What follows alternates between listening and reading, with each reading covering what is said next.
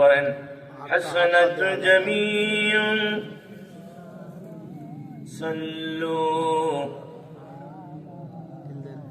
ত্রিভুবনের প্রিয় মুহাম্মদ এলো রে দুনিয়ায় রে সাগর আকাশ বাতাস দেখবি যদি পড়েন আয় রে। অনেক আগের গজল, তাই না? এটা আপনাদের মনে একটু ধরায়া দিচ্ছি। আয় রে সাগর, আর ধরে মায়েরা মনে মনে দেখবি যদি আয়। দেখ আমি না মায়ের কোলে দোলে শিশু ইসলাম দোলে, কচি মুখে শাহাদাতের বাণী সে শোনায়। আকাশ বাতাস দেখবি যদি আয়, আয় রে সাগর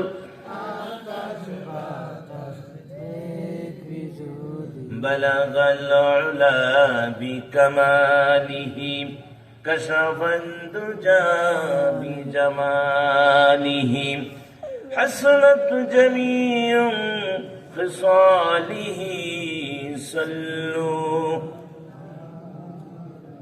কবু সে দুম্বা চড়ায় সাথে করে হায় মেষের রাখাল, কবু তার দৃষ্টি হারায় দূর সাহারায় যায় কেটে কাল। অচপল মৌনি পাহাড় মন হরে তার রয় বসে সে, খেলাতে মন বসে না যায় হারিয়ে নিরুদ্দেশে। অসীমেই বিশাল ভুবন ওগো তার স্রষ্টা কেমন, কে সৃজন করলো সৃজন বিচিত্র এই চিত্রশালা। মেষেরা যায় হারিয়ে মুগ্ধ নবীরয় নিরালা। বালাগাল্লাউলা। কেউ দাঁড়াবো না, সব ছেলে বসে দাও। হাসানাতু জামিউ খিসালিহি লা ইলাহা ইল্লাল্লাহ। এই বান্দুদের স্তনের 2 আঙ্গুল নিচে কলবের মাকাম, তাই না? এই 2 আঙ্গুল নিচে, এই মাপ দিয়ে 2 আঙ্গুল নিচে, এখানে একটু ধাক্কা। লা ইলাহা ইল্লাল্লাহ, লা ইলাহা ইল্লাল্লাহ। নেই কেহ নেই আল্লাহ ছাড়া, লা ইলাহা ইল্লাল্লাহ। নেই কেহ নেই আল্লাহ ছাড়া, লা ইলাহা ইল্লাল্লাহ। পাখির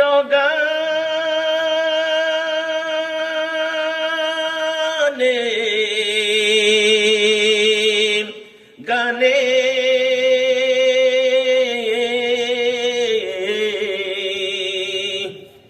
হাওয়ার তানে তানে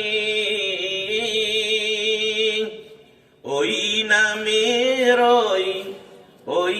নামেরই গান শুনে মন হলো পাগল পারা। লা ইলাহা ইল্লাল্লাহ। ভাল লাগে না? লা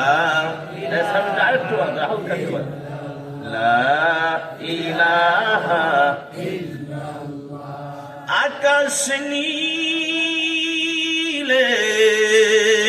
নীলে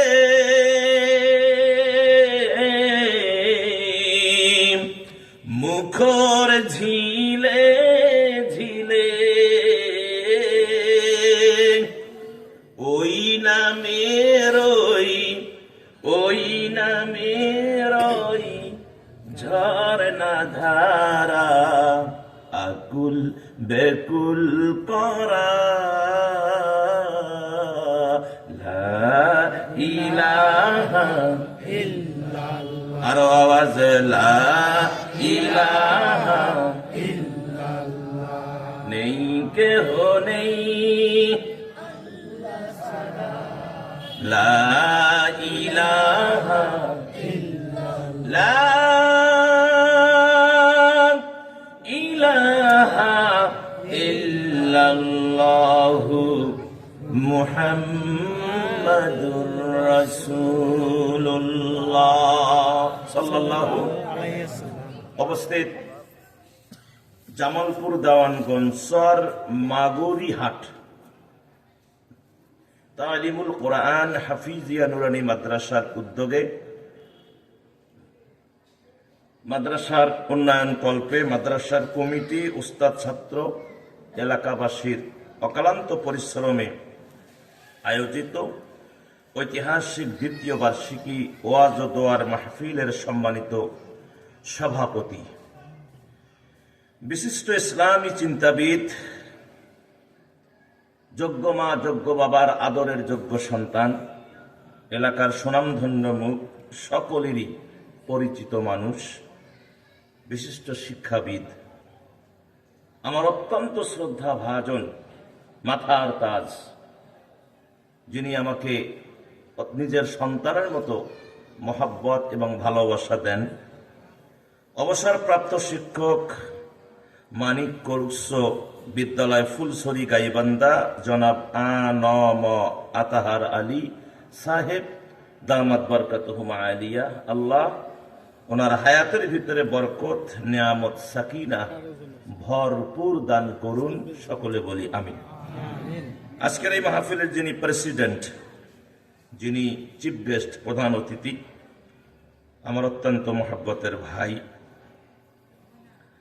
বিশিষ্ট সমাজসেবক, বিশিষ্ট শিল্পপতি, বিশিষ্ট ব্যবসায়ী, এলাকার কৃতি সন্তান, যোগ্য মা যোগ্য বাবার আদরের নয়নের মণি, যোগ্য সন্তান, chairman growth plus agro feed limited GP group জনাব মোহতারাম মোহাম্মদ রফিকুল ইসলাম রফিক সাহেব, বারাকাল্লাহু ফি হায়াতি, আল্লাহ ভাইজানের হায়াতের ভিতরে বরকত দান করুন এবং মুক্ত হস্তে ধর্মীয় কাজে, দিনের কাজে, মাদ্রাসা, মসজিদ, রাস্তাঘাট, কালপাট ইত্যাদি কাজে, এই ব্যবসার, এই শিল্পের একটি অংশ যেন মুক্ত হস্তে দান করতে পারেন।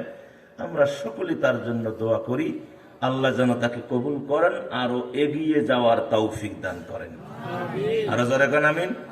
সামনে উনি একটা নতুন ব্যবসায় হাত দিচ্ছেন, নির্বাচিত চেয়ারম্যান হলে ওখানে অনেক প্রায় 6 কোটি টাকা সেখানে বাজেট আছে।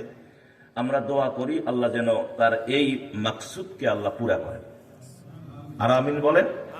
আজকের এই মাহফিলের বিশেষ অতিথিবৃন্দ জনাব মোহাম্মদ রুহুল আমিন, জনাব মোহাম্মদ শাহজাহান সরকার, মাহফিল সৌজন্যে মোহাম্মদ শাহজাহান সরকার সাধারণ ব্যবসায়ী, মোহাম্মদ আকবর আলী সরকার সাধারণ ব্যবসায়ী সহ আজকের এই মাহফিলে উপস্থিত আমার মাথার তাজ হযরত উলামা ইকরাম, মাথার তাজ মুরব্বী ইকরাম, প্রাণীর যুবক ভাইয়েরা, কলিজার টুকরা, অতি আদরের স্নেহের দরদের সোনামণি জাদুমণিরা, পর্দার ভিতরে পর্দা নিশিনী, সতীয় সাধবী, অবলা সরলা আবেদা সলিহা, আমার মা ভগ্নীগণ, উপস্থিত থাকলে থাকতে পারেন বাংলাদেশ গোয়েন্দা বিভাগের সদস্যবৃন্দ, জাতির বিবেক সাংবাদিক বৃন্দ।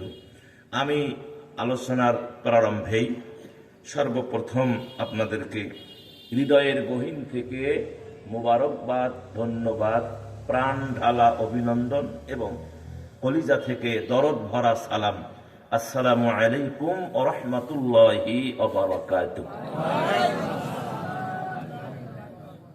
যদি আপনাদের জানা থাকে তাহলে বলবেন। আপনারা কেমন আছেন? আলহামদুলিল্লাহ, আলহামদুলিল্লাহ বিল খায়ের। আল্লাহ আমাকেও ভালো রেখেছেন, সুস্থ রেখেছেন। তবে বিরতিহীন, ঘুম নাই, আরাম নেই, বিরতিহীন চলছে। গতকাল আপনার মানিকগঞ্জ সাটুরিয়া প্রোগ্রাম করে রাতেই, আপনাদের এই প্রোগ্রামটা যেন সফল হয়, আমি রাতেই এসে মানে সারা রাত জেগে জামালপুরে বাসে নেমে এখান থেকে দেওয়ানগঞ্জে আমাদের ভাইয়েরা গিয়ে, আপনাদের ভাইয়েরা গিয়ে আমাদের নিয়ে আসছে প্রায় 9টা, সাড়ে 8টা, 9টার দিকে এসে একটু ঘুম দিয়েছি, মাইন্ড ফ্রেশ। এখন আলোচনা হবে ইনশাআল্লাহ। বসে থাকবেন না চলে যাবেন? আমাকে কি ইতিম করে চলে যাবেন? হ্যাঁ, যাবেন। যদিও আমি বুঝতে পারছি যে আপনাদের কষ্ট হবে, কেননা ভোরে উঠে আপনাদেরকে কাজে যেতে হবে। এই সময়টা ফুললি একটা কাজের সময়। এই সময় আসলে ওয়াজটা নেওয়াটা কেমন জানি হয়েছে আমাদের জানি না, আপনারাই ভালো বোঝেন। তবে এই সময়টা মানুষ অত্যন্ত পরিশ্রমী, অত্যন্ত কাজে ব্যস্ত সকলেই। আমি দোয়া করি হৃদয় থেকে, মুসাফিরি হালতে আসি তো, আল্লাহ যেন আপনাদের দেহের শক্তি, ইমানি শক্তি, আল্লাহ আপনাদের কাজগুলো যেন সহজ করে দেন। আর জোরে কোন আমিন। আল্লাহ ইনশাল্লাহ সহজ করে দিবেন, ইনশাল্লাহ দিয়ে দিবেন। আমি গতবারও এসেছিলাম আপনাদের এই মাহফিলে, এবারও এসেছি। তাতে কার কার মন বেজার আছে? নাই, কারো নাই। এক মৌলবি বারবার আসলে মন বেজার থাকে না। আমাকে বললো ফেরদৌস ভাই যে যখনই আমরা চয়েস করতেছিলাম এবার কোন বক্তা আনবো, আপনারা অধিকাংশই ভোট দিয়েছেন যে আগের বক্তাকে নিয়ে আসেন, যার কারণে আপনাদের সাপোর্ট পেয়ে আবারও আমাকে দাওয়াত করে। সর্বোপরি বড় কথা হলো আমার রব আপনাদের এই চর এলাকা, আপনাদের এই দেওয়ানগঞ্জের, আপনাদের এই এলাকায় আমার দুটা রিজিক, দুটা দানা রেখেছিল আজকের এই সারা দিনে এবং এখন পর্যন্ত, যার কারণে আল্লাহ আবারও আমাকে নিয়ে আসছে। কথা বলেন, এটাই হলো মূল কথা, এটা হলো মূল কথা। তো যাই হোক, আমি আর কথা বাড়াইতে চাই না।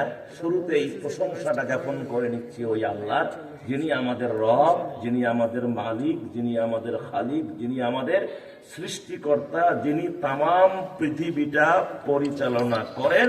তামাম পৃথিবীর সবকিছু যারা এলেমের ভিতরে, জ্ঞানের ভিতরে, নজরের ভিতরে, সেই মনিবের দরবারে শুকর গুজার আদায়ের লক্ষ্যে আমরা সকলে বলছি, কেননা তিনি যদি দয়া আমাদের না করতেন, ভালোবাসা না দিতেন, আমরা আসতে পারতাম না, বসতে পারতাম না, শুনতে পারতাম না, বলতে পারতাম না। দিয়েছেন কে? আল্লাহ। এজন্য শুকরিয়া হবে কার? আল্লাহ। যারা কাজ করতেছেন মাঠে, আল্লাহ যদি আপনার হাতে ব্যথা দিত, পায়ে ব্যথা দিত, জ্বর দিত, সর্দি দিত, মেডিকেলের বিছানায় ফেলায়া রাখতো, কাজ করতে পারতেন? তাহলে শুকরিয়া আদায় করার দরকার আছে না নাই? প্রাণ ভরে, মন ভরে, কলিজা ভরে, হৃদয় ভরে সকলে বলি আলহামদুলিল্লাহ। প্রশংসা হবে কার? আল্লাহ। কোরআনে নাই? আল্লাহ রাব্বুল আলামিন কোরআনুল কারীমের ভিতরে সর্বপ্রথম সূরা, সর্বপ্রথম আয়াত, প্রথম সূরা, প্রথম আয়াত আল্লাহ রাব্বুল আলামিন প্রশংসার কথা জানিয়ে দিলেন, আলহামদুলিল্লাহি রাব্বিল আলামিন। সমস্ত প্রশংসা জগৎ সমূহের যিনি প্রতিপালক ওই রব্বুল আলামিনের জন্য। কথা কোন ঠিক কিনা? তাহলে আরেকবার বলি আলহামদুলিল্লাহ। যত আলহামদুলিল্লাহ বলবেন আমার আল্লাহ তত খুশি হবে।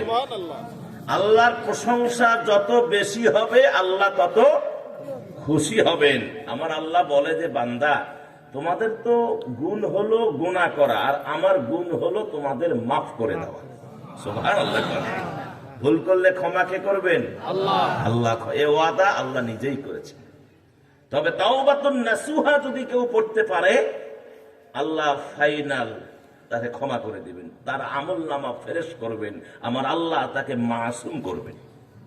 কোরআনুল কারীমে আল্লাহ পাক বলছেন, রব্বুল আলামিন বলেন, ইয়া আইয়ুহাল্লাযীনা আমানু তুবু ইলাল্লাহ, তুবু ইলাল্লাহি তাওবাতান নাসুহা। রব্বুল আলামিন বলে, হে ঈমানদারেরা, বিশুদ্ধ অন্তঃকরণ নিয়ে, সলিড অন্তঃকরণ নিয়ে, যে আল্লাহ আমি জীবনের সুদ খেয়েছিলাম আর সুদ খাবো না, টাচ করব না। রব্বুল আলামিন, জীবনে অনেক অন্যায় করেছি আর অন্যায় করব না। কানে ধরলাম আর কোনোদিন সুদ খাবো না, আর সুদ দিব না, ঘুষ খাবো না, ঘুষ দিব না। আয় আল্লাহ, জীবনে কত নামাজ কাজা করেছি আর জীবনে নামাজ কাজা করব না। আয় আল্লাহ, জীবনে কত রোজা কামাই করেছি, করি নাই, আর কোনোদিন রোজা কামা কাজা করব না, আর কোনোদিন রোজা ছেড়ে দিব না। এইভাবে কোন বান্দা যদি খালেস নিয়াতে তওবা করে, আমার আল্লাহ বলে, বান্দারি আমি তোরে মাসুম বানায়া দেই। শুধু মাসুম নয়, যত গোনা করেছো তত নেকি তোর আমল নামায় যোগ করে দেই। এটা হলো আল্লাহর স্পেশাল দয়া, স্পেশাল মায়া। এটা হলো আল্লাহর স্পেশাল ভালোবাসা। কথা বলে ঠিক কিনা? এই ভালোবাসা কে দিয়েছেন? আপনি অপরাধ করেন বারবার, আপনার মা আপনার বাবা বাড়ি থেকে তাড়িয়ে দিবে। যদি এরকম অপরাধ হয় তাড়িয়ে দিবে। আমার ভাইয়েরা, এক সময় দেখা যাবে ত্যায্য পুত্রও করতে পারে। কিন্তু আমার আল্লাহ বলে, বান্দা তোমার গুনার চাইতে, তোমার অপরাধের চাইতে আমি আল্লাহর মায়া দয়া কোটি কোটি কোটি কোটি গুণ বেশি। চোখের পানি ছেড়ে দিয়ে শয়তান বলেছিল যে আমি যখন শয়তান হলাম, লানত প্রাপ্ত হলাম, তো আল্লাহ আমি আপনার কাছে চ্যালেঞ্জ করলাম যে আপনার এই আদমের যত সন্তান পৃথিবীতে কিয়ামত পর্যন্ত আসবে, আমি ওদেরকে ভুলায়া ওয়াসওয়াসা দিয়া গোনার কাজ করায়া জাহান্নামে নিয়ে যাব, ওদের গোনা করাবো। এটা আমার চ্যালেঞ্জ। আল্লাহ বলল, শোনো, তোমার চ্যালেঞ্জ আছে, আমার চ্যালেঞ্জ নাই। আমার চ্যালেঞ্জটাও তুমি ভালো করে শুনে নাও, তোমার কাজে লাগবে ভবিষ্যতে। সেটা কি? তুমি আমার বান্দাকে ভুলায়া ওয়াসওয়াসা দিয়া গোনা করাইতে থাকবা। আর আমি আমার বান্দা যদি আমার কাছে মাফ চায়, আমি আল্লাহ মাফ করতেই থাকবো।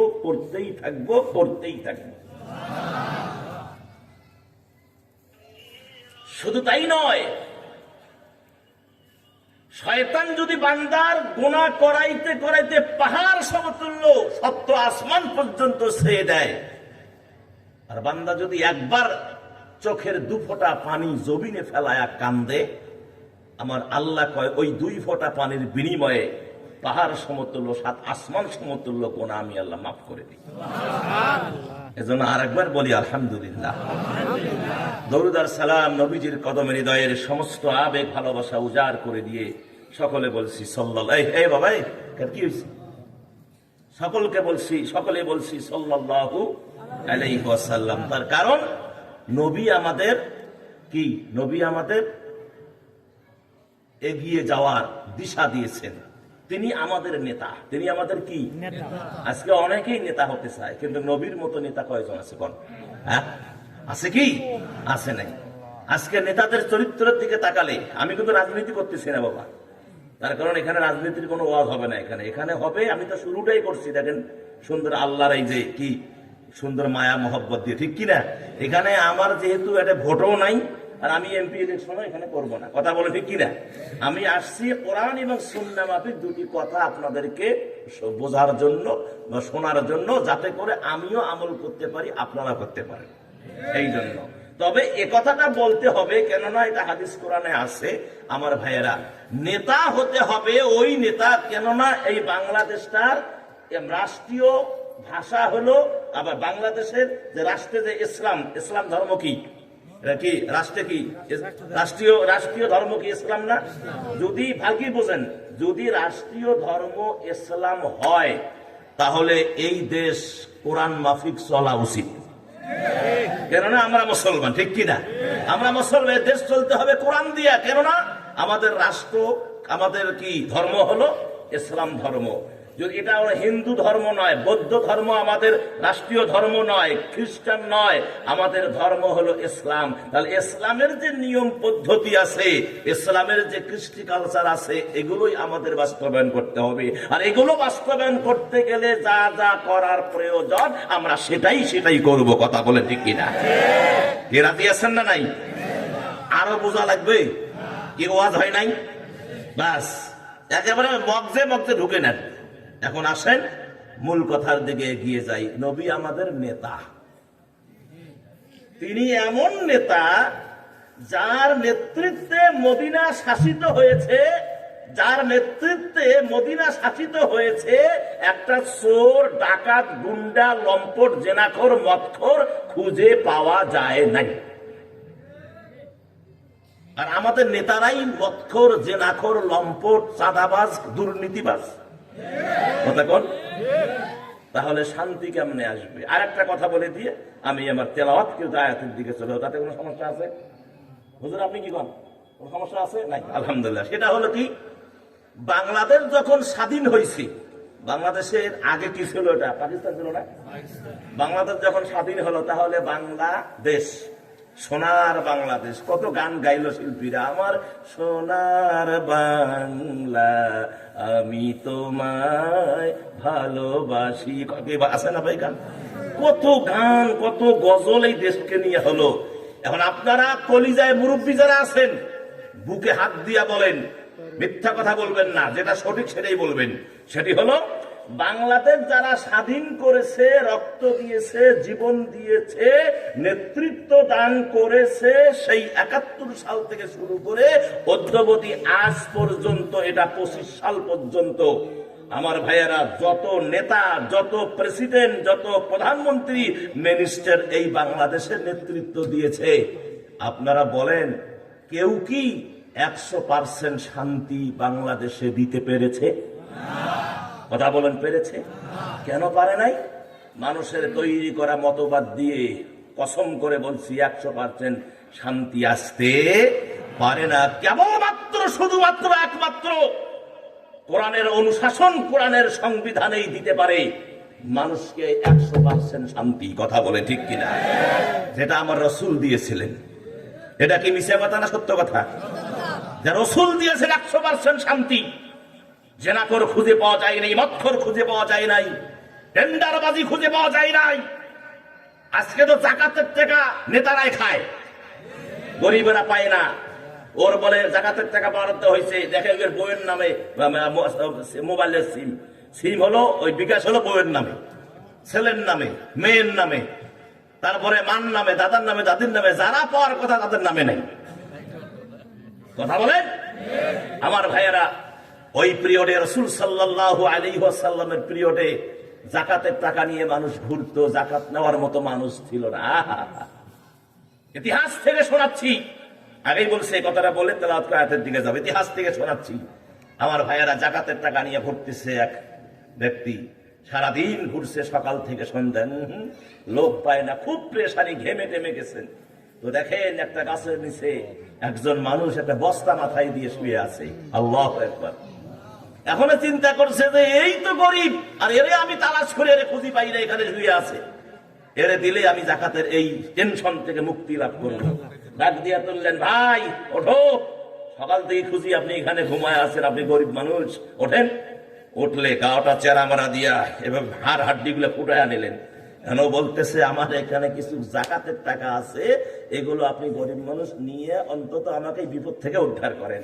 ও এখন বলতেছে, আমারে তুই চিনোস? আমারে চেনোস? তুই তো সকাল থেকে সন্ধ্যা, আর আমি 1 সপ্তাহ থেকে, তুমি মনে করছো এগুলো সিধে খাতা পাতা? হ্যাঁ, ব্যবস্থার ভিতরে আমি জাকাতের টাকা বস্তায় নিয়ে মদিনার অলিতে গলিতে ঘুরতেছি, কোন লোক খুঁজে পাই না, তোমারে যখন পাইছি তুমি নিয়ে যাও। এটাই ছিল কোরআন ভিত্তিক, কোরআনের সংবিধানের শাসন। কথা বলেন ঠিক কিনা? এটাই ছিল কোরআন, এটাই ছিল রাসূলের মদিনার সনদ। তবে হ্যাঁ, যদি আমাদের এই বাংলাদেশ, সোনার বাংলাদেশ, যে দেশের জন্য রফিক সাত্তার জব্বার রক্ত দিয়েছে, যে দেশের জন্য শাহজালাল, শাহপরান যে জমিনে শুয়ে আছে, আমার ভাইয়েরা যদি ঐক্যবদ্ধ থাকেন, আমরা এই কোরআন দিয়ে এ দেশ এবার শাসন করতে চাই। কথা বলে ঠিক কিনা?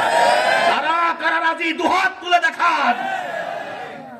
আমি আগেই বলেছি, আবারও বলছি, কোন দল ক্ষমতায় যাক সে টেনশন আমার নাই।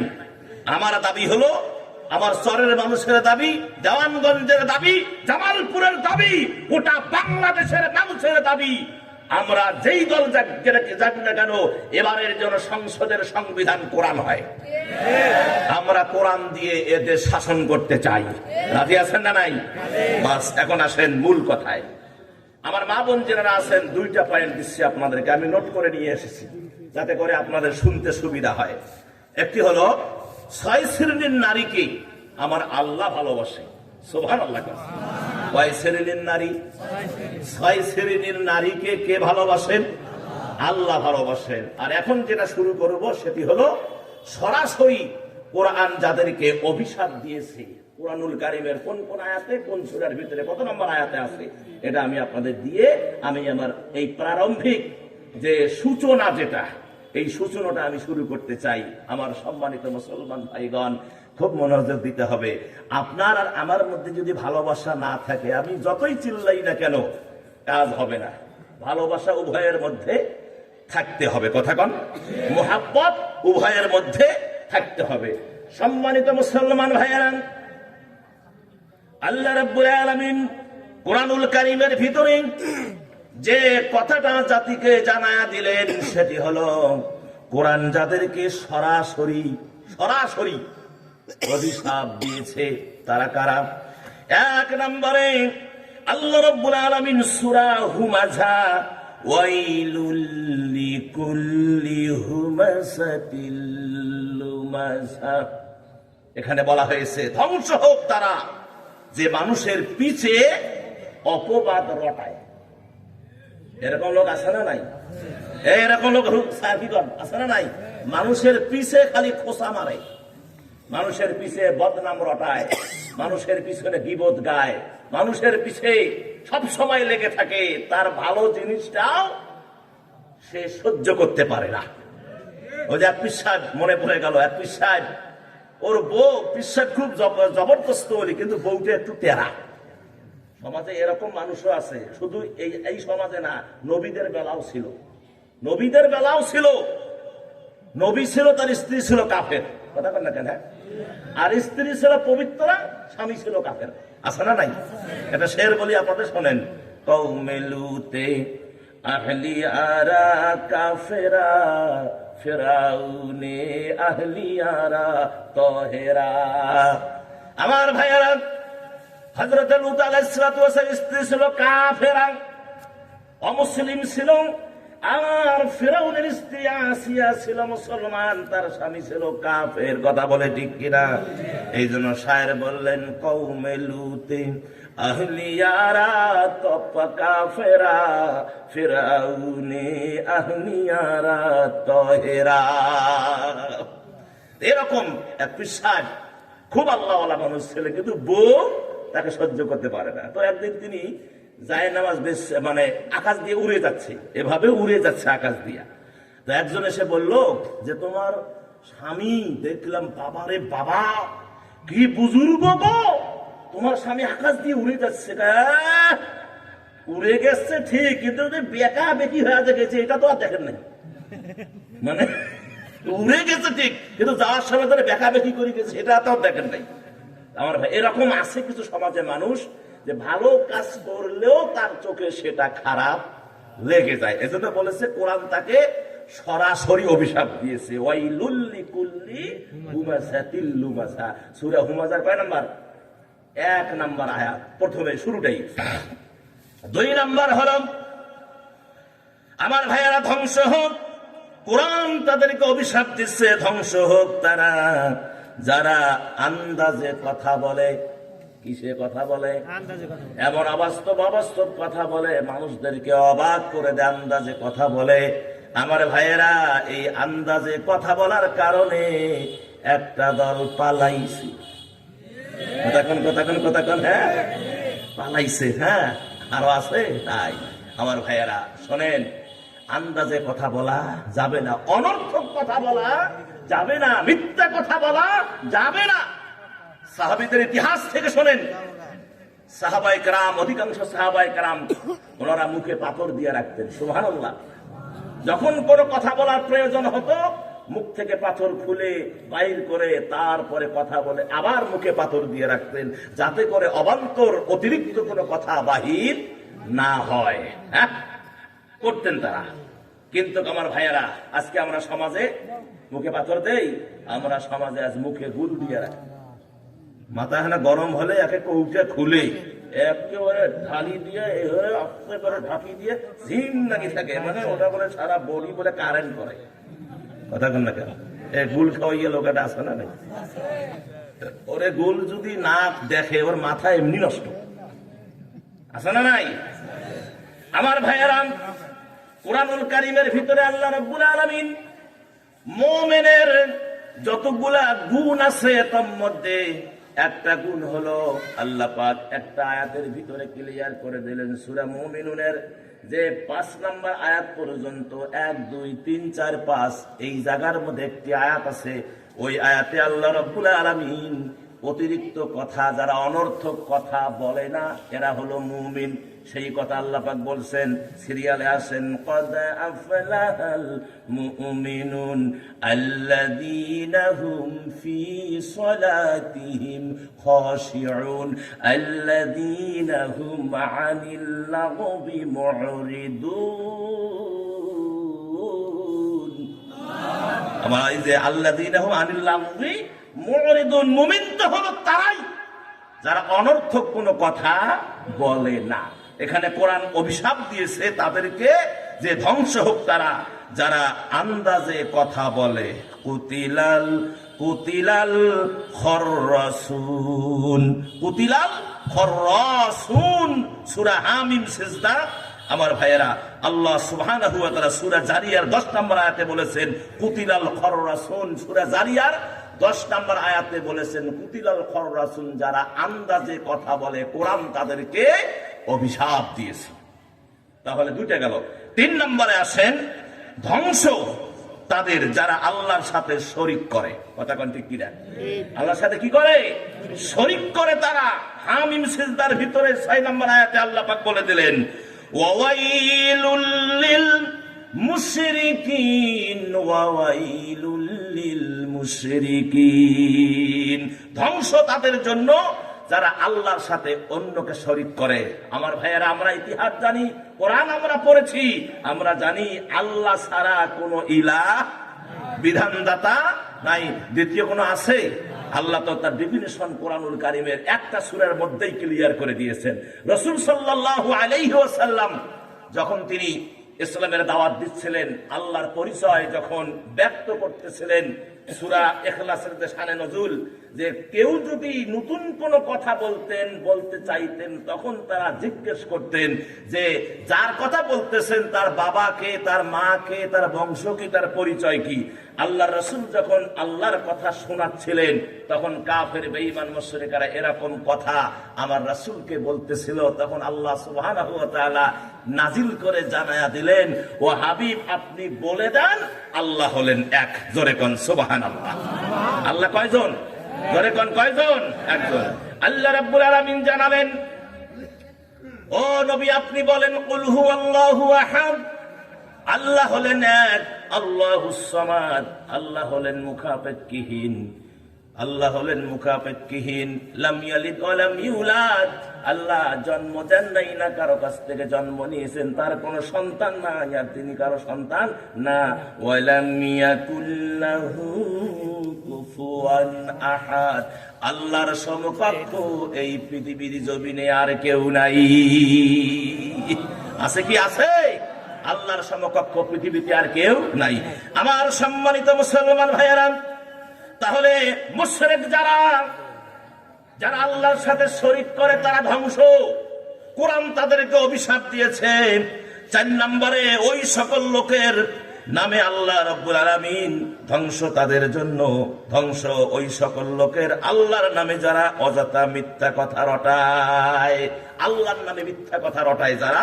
সূরা আম্বিয়া 18 নম্বর আয়াতের মধ্যে আল্লাহ বললেন, ওয়ালাকুমুল ওয়াইলু মিম্মা তাসিফুন, আল্লাহর নামে যারা কি মিথ্যা অপবাদ রটায় তাদের জন্য ধ্বংস।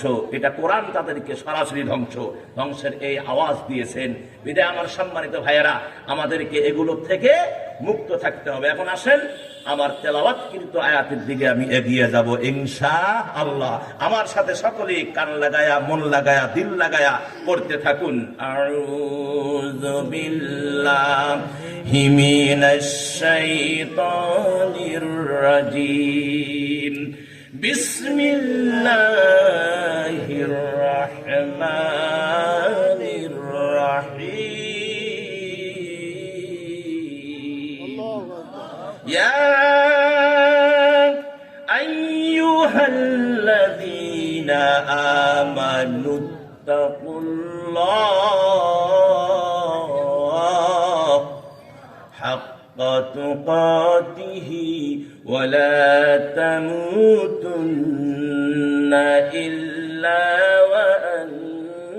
আনতুম মুসলিমুন। আল্লাহ রাব্বুল আলামিন বলেন, হে ঈমানদারেরা, ইয়া আইয়ুহাল্লাযীনা আমানু, হে ঈমানদারেরা, তোমরা আল্লাহকে ভয় করো। কাকে ভয় করো? আল্লাহকে। ইত্তাকুল্লাহ, তোমরা আল্লাহকে ভয় করো, হাক্কা তুকাতিহি, যেভাবে ভয় করা দরকার। ওয়ালা তামুতুন্না ইল্লা ওয়া আনতুম মুসলিমুন, খবরদার মরিও না যতক্ষণ পর্যন্ত মুসলমান হতে পারো নাই। তাহলে আমার তেলাওয়াত কিন্তু আয়াত হলো সূরা আল ইমরানের 102 নম্বর আয়াত। আমার ভাইয়ের, এই আয়াত থেকে আমি আপনাদের দুটি কথা শোনাতে চাই। এই আয়াতের দুটি কথা, তার কারণে ভয় হবে কার? জোরে বলেন। সর্বক্ষেত্রে ভয় হবে কার? আমরা যখন রাস্তায় হাঁটবো ভয় করব কাকে? আমরা ব্যবসা করব ভয় করব কাকে? আমরা সংসার করব ভয় করব কাকে? আমরা চাকরি করব ভয় করব কাকে? আমরা রাজনীতি করব ভয় করব কাকে? এক কথায় সর্বক্ষেত্রে ভয় করব কাকে? আল্লাহকে। কিভাবে? যেভাবে ভয় করা দরকার। হযরত ওমর ইবনুল খাত্তাব রাদিয়াল্লাহু তাআলা আনহু, তিনি একদিন সফর করতেছিলেন। ভালো করে শোনেন। সফর করতেছিলেন, করতে করতে তিনি মরুভূমি রাস্তা দিয়ে হাঁটতেছেন। এমন পিপাসা লাগছে, পানি যা ছিল শেষ হয়ে গেছে, মশক ফাঁকা হয়ে গেছে। হযরত ওমর হাঁটতেছেন, হাঁটতে হাঁটতে দেখেন যে পাহাড়ের পাদদেশে একটা বকরির পাল দেখা যায়। তিনি চিন্তা করলেন, এই বকরির পালের যে রাখাল আছে, তাকে যদি আমার পিপাসার কথা বলি, হয়তো বা একটু দুধ আমার কপালে জুটবে। আমার ভাইয়েরা, আল্লাহর বান্দা, আমিরুল মুমিনিন, খলিফাতুল মুসলিমিন, অর্ধ পৃথিবীর শাসনকর্তা, বকরির সেই কাছে গেলেন।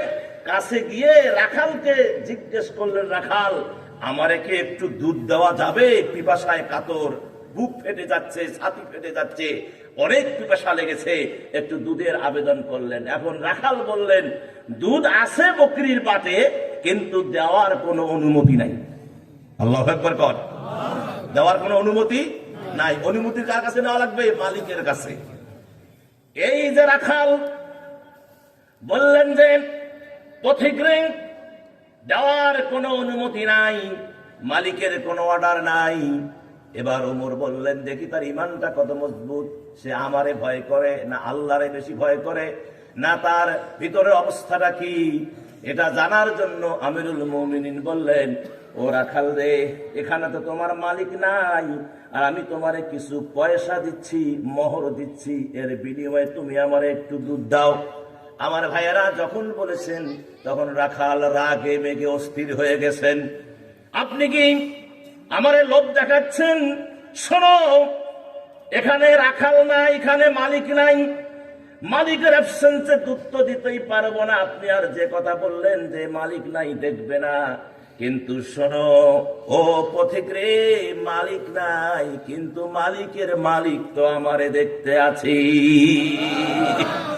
আমার মালিকের মালিক কে? আমার আল্লাহ। এখানে মালিক নাই, আর রাখালের মালিক অর্থাৎ তামাম পৃথিবীর যিনি মালিক, তিনি তো আমার দিকে তাকায় আছেন। তাহলে আমি কেন আমার এই আমানতের খেয়ানত করব? হযরত উমর রাদিয়াল্লাহু তাআলা আনহু যুবকটাকে বুকের সঙ্গে জড়িয়ে নিয়ে বললেন, বেটা, তোমার মতো মানুষ যদি দেশে থাকে, ওই দেশে অভাব হবে না। জোরে কোন সুবহানাল্লাহ। আমাদের দেশের অবস্থা কি বলেন? আমাদের দেশের অবস্থা খালি খাই খাই খাই খাই খাই খাই। আছে অনেক, আরো লাগবে, আছে অনেক, আরো লাগবে। পুরা শহর আমার হতে হবে, পুরা এলাকা আমার হতে হবে। কথা বলে ঠিক কিনা? আমার ভাইয়ের জন্য অল্পে তুষ্টি যারা, আল্লাহ রাসূল বলেছে তারা জান্নাতি। সুবহানাল্লাহ। শুধু এটাই নয়, আল্লাহকে ভয়ের আরেকটা দৃশ্য আপনাদেরকে দেখায়া আমার ভাইয়েরা মূল যে তাফসীরটা, সেটা আমি আপনাদের জানাতে চাই। ধৈর্য আছে তো? ধৈর্য আছে? থাকবেন তো ইনশাআল্লাহ? বেশিক্ষণ কথা বলবো না আমি। 12টার আগেই, সাড়ে 11টা, সাড়ে 11টার মধ্যেই আলোচনাটা আমি শেষ করে দিব। আমার বন্ধুগণ, মা বোনদের খেদমতে রেখেছিলাম যে 6 শ্রেণীর নারীকে কারাকে ভালোবাসে, আল্লাহ ভালোবাসে। আর আপনাদের খেদমতে একটা পয়েন্ট দেই, সেটি খুব মজা লাগবে। যে বলে শুনছেন কি শোনেন নাই, যদি শুনে থাকেন তাহলে ভালো, না শুনে থাকলে আরো ভালো শুনতেছেন। সেটি হলো রাসূল সাল্লাল্লাহু আলাইহি ওয়াসাল্লাম বলেছেন, একদম সুন্দর কথা, স্টেটকার্ট কথা তিনি বলে দিয়েছেন যে কিয়ামতের ময়দানে বিচার ফয়সালা হওয়ার পরে যখন বান্দা বান্দি জান্নাতে যাবে, আমার আল্লাহ ওই বান্দা বান্দিকে 10টা নেয়ামত দিবেন জান্নাতের ভিতরে, বাইরে না, জান্নাতের ভিতরে 10টা নেয়ামত দিবেন। আর ওই 10টা নেয়ামত পাইয়া আল্লাহর বান্দা বান্দিরা কাঁদতে থাকবে। জোরে কোন সুবহানাল্লাহ। কি করবে? কাঁদবে। আরে আল্লাহ নিয়ামত দিলে কি কাঁদা লাগে? আমাদের একটা হিসাব আছে, কোন কাজে যদি কষ্ট করে সফলতা অর্জিত হয় তাহলে দেখবেন এটাকে আনন্দ অশ্রু বলা হয়। আনন্দের কারণে কিছু চোখে পানি আসে, আনন্দের কারণে অনেকে কাঁদতে থাকে। কথা বলেন বিনা আমার মুসলমান ভাইয়েরা, আরেকটি ছোট্ট একটা হিসাব, যে হিসাবটা ওমর রাদিয়াল্লাহু আনহুর জীবনে ঘটে গিয়েছিল।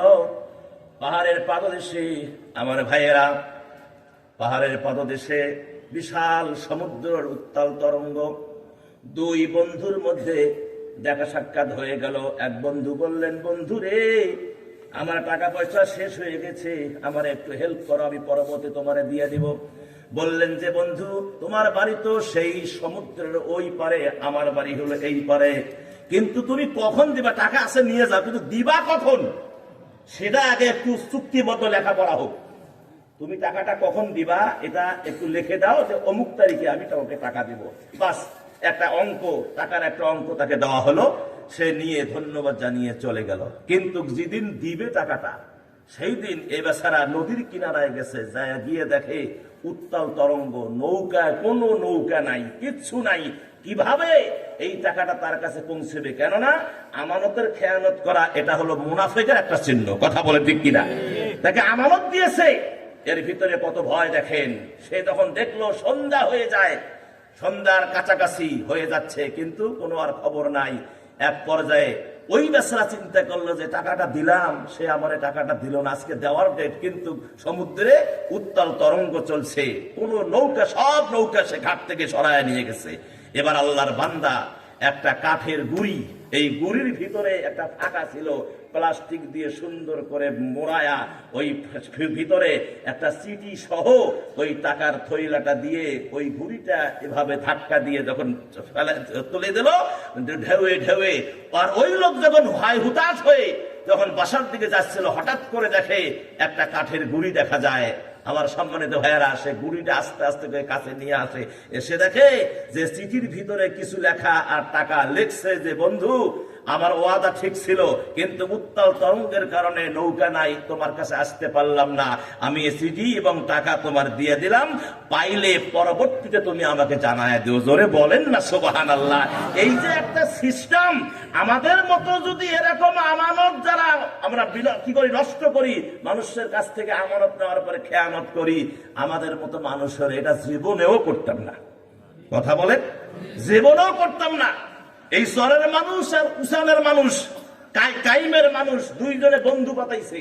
এমন বন্ধু, এর পরিবার ওর বাড়িতে, ওর পরিবার ওর বাড়িতে। এক পর্যায়ে এই চরের যে লোক, সে ওই লোককে বলল যে বন্ধু, আমার খুব ঠেকা, আমারে 5,000 টাকা একটু ধার দাও, করজে হাসানা দাও। ও হাসি মনে দিল। এই টাকাটা নেওয়ার পরে বললো যে বন্ধু, আপনি যে উপকারটা আমার করলেন, এই ঋণ আমি জীবনেও শোধ করতে পারবো না। কি কইছে? কথা কয় না। কি কইছে? ও কিন্তু ওটা টেকনিক বুঝবার পাইনি। মনে করলো যে আমাকে বোধহয় ধন্যবাদ দিল। কথা কন না কেন? ধন্যবাদ দেওয়া লাগে না, সেই ধন্যবাদ দিচ্ছে। এই 2 মাস করে টাকা আনতে আসছে, নৌকে দিয়ে কষ্ট করে আসছে আপনাদের চরে টাকা আনার জন্য। বন্ধু টাকা, আমি যেদিন টাকাটা নিছি সেই দিন বলছি না যে এই ঋণ বন্ধু আমি জীবনেও শোধ করতে পারবো না। আপনি কোন আক্কেলে টাকা বলে আসছেন? তাহলে এরকম সিটার বাটপার আমাদের দেশে আছে না নাই? দেশে কেন, আমাদের সমাজে আছে। কথা বলেন, আছে। তাহলে ভয় করতে হবে কারে? ধরে কোন কারে ভয় করতে হবে? আমার সম্মানিত মুসলমান ভাইয়েরা, আল্লাহকে যদি আপনি ভয় করেন, যদি আপনি ভয় মানে তাকওয়া অবলম্বন করেন, আল্লাহকে যদি আপনি ভয় করেন, আল্লাহর নৈকট্য লাভ যদি আপনি করতে চান, আমার আল্লাহকে যদি ভয় করেন, তাকওয়া অবলম্বন করেন, আমার আল্লাহ সুবহানাহু ওয়া তাআলা ক্লিয়ার করে কোরআনুল কারিমে বলে দিয়েছেন, যারা আমাকে ভয় করবে, তাকওয়া অবলম্বন করবে, আমি আল্লাহ তাদেরকে 10টা পুরস্কার দিব। জোরে বলেন কয়টা? 10টা পুরস্কার দেবেন। ইয়া আইয়ুহাল্লাযীনা আমানু তাকুল্লাহ হাক্কা তুকাতিহি ওয়া লা তামুতুন্না ইল্লা ওয়া আনতুম মুসলিমুন। হে ইমানদারেরা, তোমরা আল্লাহকে ভয় করো যেভাবে ভয় করা দরকার, আর ভয়টা যদি সেভাবেই হয়, পুরস্কার কয়টা? ধরে কোন কয়টা? পুরস্কার 10টা। আল্লাহ বলেছেন সেভাবেই ভয় করো, হাক্কা তুকাতিহি, যেভাবে ভয় করা দরকার, আর ওয়ালা তামুতুন্না ইল্লা ওয়া আনতুম মুসলিমিন। কোন বাটপারি করে, চিটারি করে তোমরা কবরে আসো না। যদি কবরে আসো, আমার কবর কিন্তু, আমার এই গর্ত কিন্তু কারো জন্য জাহান্নামের টুকরা, কারো জন্য এই গর্ত হচ্ছে জান্নাতের টুকরা। জোরে বলেন সুবহানাল্লাহ, আর জোরে বলেন সুবহানাল্লাহ। আমার ভাইয়েরা, ভয় করতে হবে কারে? যদি ভয় করতাম আমরা, তাহলে আজকে সমাজে এত কষ্ট হতো না। আজকে মানুষের এত ক্ষতি সাধন করতো না, মানুষকে অমানুষ ভাবতো না। বিধায় আমার সম্মানিত ভাইয়েরা, ভয় করতে হবে কারে? আল্লাহরে। আর আল্লাহকে ভয় করলে পুরস্কার কয়টা? 10টা পুরস্কার। শুনবেন না, যাবেন? 10টা পুরস্কারের কথা আল্লাহ পাক বলছেন, সেটা আমি কোরআন থেকে বলছি। 1 নম্বর পুরস্কার হলো, আল্লাহ রাব্বুল আলামিন ওই বান্দার সমস্ত কাজকে আল্লাহ সহজ করে দিবেন। আপনার যা কাজ আছে, বিপদ আপদ বালা মুসিবত যা আছে, আল্লাহ সহজ করে দিবেন। কারো কাছে হাত পাততে হবে না। হাত পাততে হবে কারো কাছে? কারো কাছে হাত পাততে হবে না। হাত পাতলে কার কাছে পাতবেন? কার কাছে? আপনাদের গ্রামে ফকির আছে না? নাই? আছে না ফকির? না থাকলেও আইসে তো, আসে ভিক্ষা চায় না? কি কথা কয়? লা ইলাহা ইল্লাল্লাহু মুহাম্মাদুর রাসূলুল্লাহ। ভিক্ষা দেন মায়ো। বাপ কইছে কোনদিন? কথা কয় না। বাপ কইছে? বিশে কথা কন না। তার কারণ ও জানে যে বাপে ভুট্টে মুট্টে কত ভেজালের মধ্যে আছে, একে চিল্লাইলে যে নাভি দিয়ে সমান করে। এই জন্য ফকির যে ট্রেনিং দিয়েছে, যে মায়ের মনটা হলো মগের মতো নরম, মা বলে ডাক দিলে তাহলে মা রাগ হয় না। কথা কন? বাবা বললে অনেক সময় পেটনো খাওয়া লাগে। এখন এই ফকির চায় কার কাছে? মানুষের কাছে। আর চাওয়া লাগবে কার কাছে? আল্লাহর কাছে। আমার ভাইয়েরা, সেই ফকির রাস্তা দিয়ে যাচ্ছে, তা কুকুরের দেখা, সেই সময়ের কথা বলছি, কুকুরের দেখা, কুকুরকে ডাক দিয়া বলে, কুকুর রে, তোর 3টা অভ্যাস আমার খুব খারাপ লাগে। 1 নাম্বার, যখন তুই পেশাব করিস, এই ওয়াজ শুনছেন কিনা জানি না, যখন তুই পেশাব করিস, ওই পেশাবটা সমতল ভূমিতে না করে ওয়ালের মধ্যে পেশাব করে, উঁচা জায়গায় করে। কি করে না? কোনদিন দেখছেন যে কুকুর পায়খানা ছাড়া এই পেশাবের সময় কি এই নিচে করছে কোনদিন? আমার জীবনে আমি যত পেশাব করতে কুকুরকে দেখেছি, ও পা তুলেই পেশাব করে। ওয়ালে উঁচা জায়গায়, ঢিপিতে উঁচা জায়গায় পেশাব করে, গাছের গোড়ায়। কথা কর না কেন? 2 নাম্বার হলো, ফকির আমাদের মতো ফকিরকে দেখলে ঘেউ ঘেউ ঘেউ ঘেউ করে। আর 3 নাম্বার, রাত্রিবেলায় চিল্লাও কেন, ঘেউ ঘেউ শব্দ করে মানুষের ঘুম ভাঙাও কেন? আমার ভাইয়েরা, খুব মারাত্মক কথা শুনে নেন। মায়েরা মন দিয়া শোনেন। এবার কুকুর জবাব দিচ্ছে, ও ফকির রে শোন। 1 নাম্বার প্রশ্নের জবাব হলো যে আমি এই জমিনে পেশাব করি না কেন? তার কারণটা হলো, আমার মন বলে হয়তোবা কোনো আল্লাহর বান্দা এই জমিনে সেজদা দিবে, এই জমিনে সেজদা দিবে, যার কারণে আমি জমিনে পেশাব করি না, আমি ওয়ালে উঁচা জায়গায় পেশাব করি। হয়তো কোন আল্লাহর বান্দাই জমিনে কোনো সময় সেজদা দিবে, তা আমি কেন জমিনে পেশাব করব? এই জন্য আমি পা তুলে উঁচা জায়গায়, অর্থাৎ ওয়ালে, গাছের গোড়ায়, উঁচা জায়গায় পেশাব করি। 1। 2 নম্বরে, যে ফকির দেখলে ঘেউ ঘেউ করো কেন? কয় ফকির দেখলে এই জন্য ঘেউ ঘেউ করি, কারণটা হলো আমার আফসোস হয় যে আল্লাহর কাছে না চেয়ে মানুষ কেমনে মানুষের কাছে চায়। চাইতে হবে কার কাছে? আল্লাহর কাছে চাইতে হবে। যে আল্লাহর কাছে না চেয়ে মানুষের কাছে চায়, এই জন্য আমার মেজাজ ঠিক থাকে না। আমি ঘেউ ঘেউ শব্দ করে বলি, এ আল্লাহর বান্দা, তুই কেন মানুষের কাছে চাবি? চাইলে তুই আল্লাহর কাছে চা। বাদশা মসজিদে নামাজ পড়ার পরে দাঁড়িয়ে আছেন, হাত তুলে এভাবে দাঁড়িয়ে আছেন। এক বেচারা ফকিরকে দেখে বলল, তুই মিশাই এদিকে তুই ঘোরাঘুরি করো, তুই বাচ্চার কাছে যাও, বাচ্চা তোমারে যদি একবারে কিছু দেয় তাহলে তোমার জীবনে মরণ পর্যন্ত আর ভিক্ষা করা লাগবে না। এখন ফকির চিন্তা করলো কথাটা কিন্তু খারাপ না, কথাটা খুব ভালো কথা। তার কারণ বাদশা যদি দেয় তাহলে আমার আর জীবনে ভিক্ষা করা লাগবে না।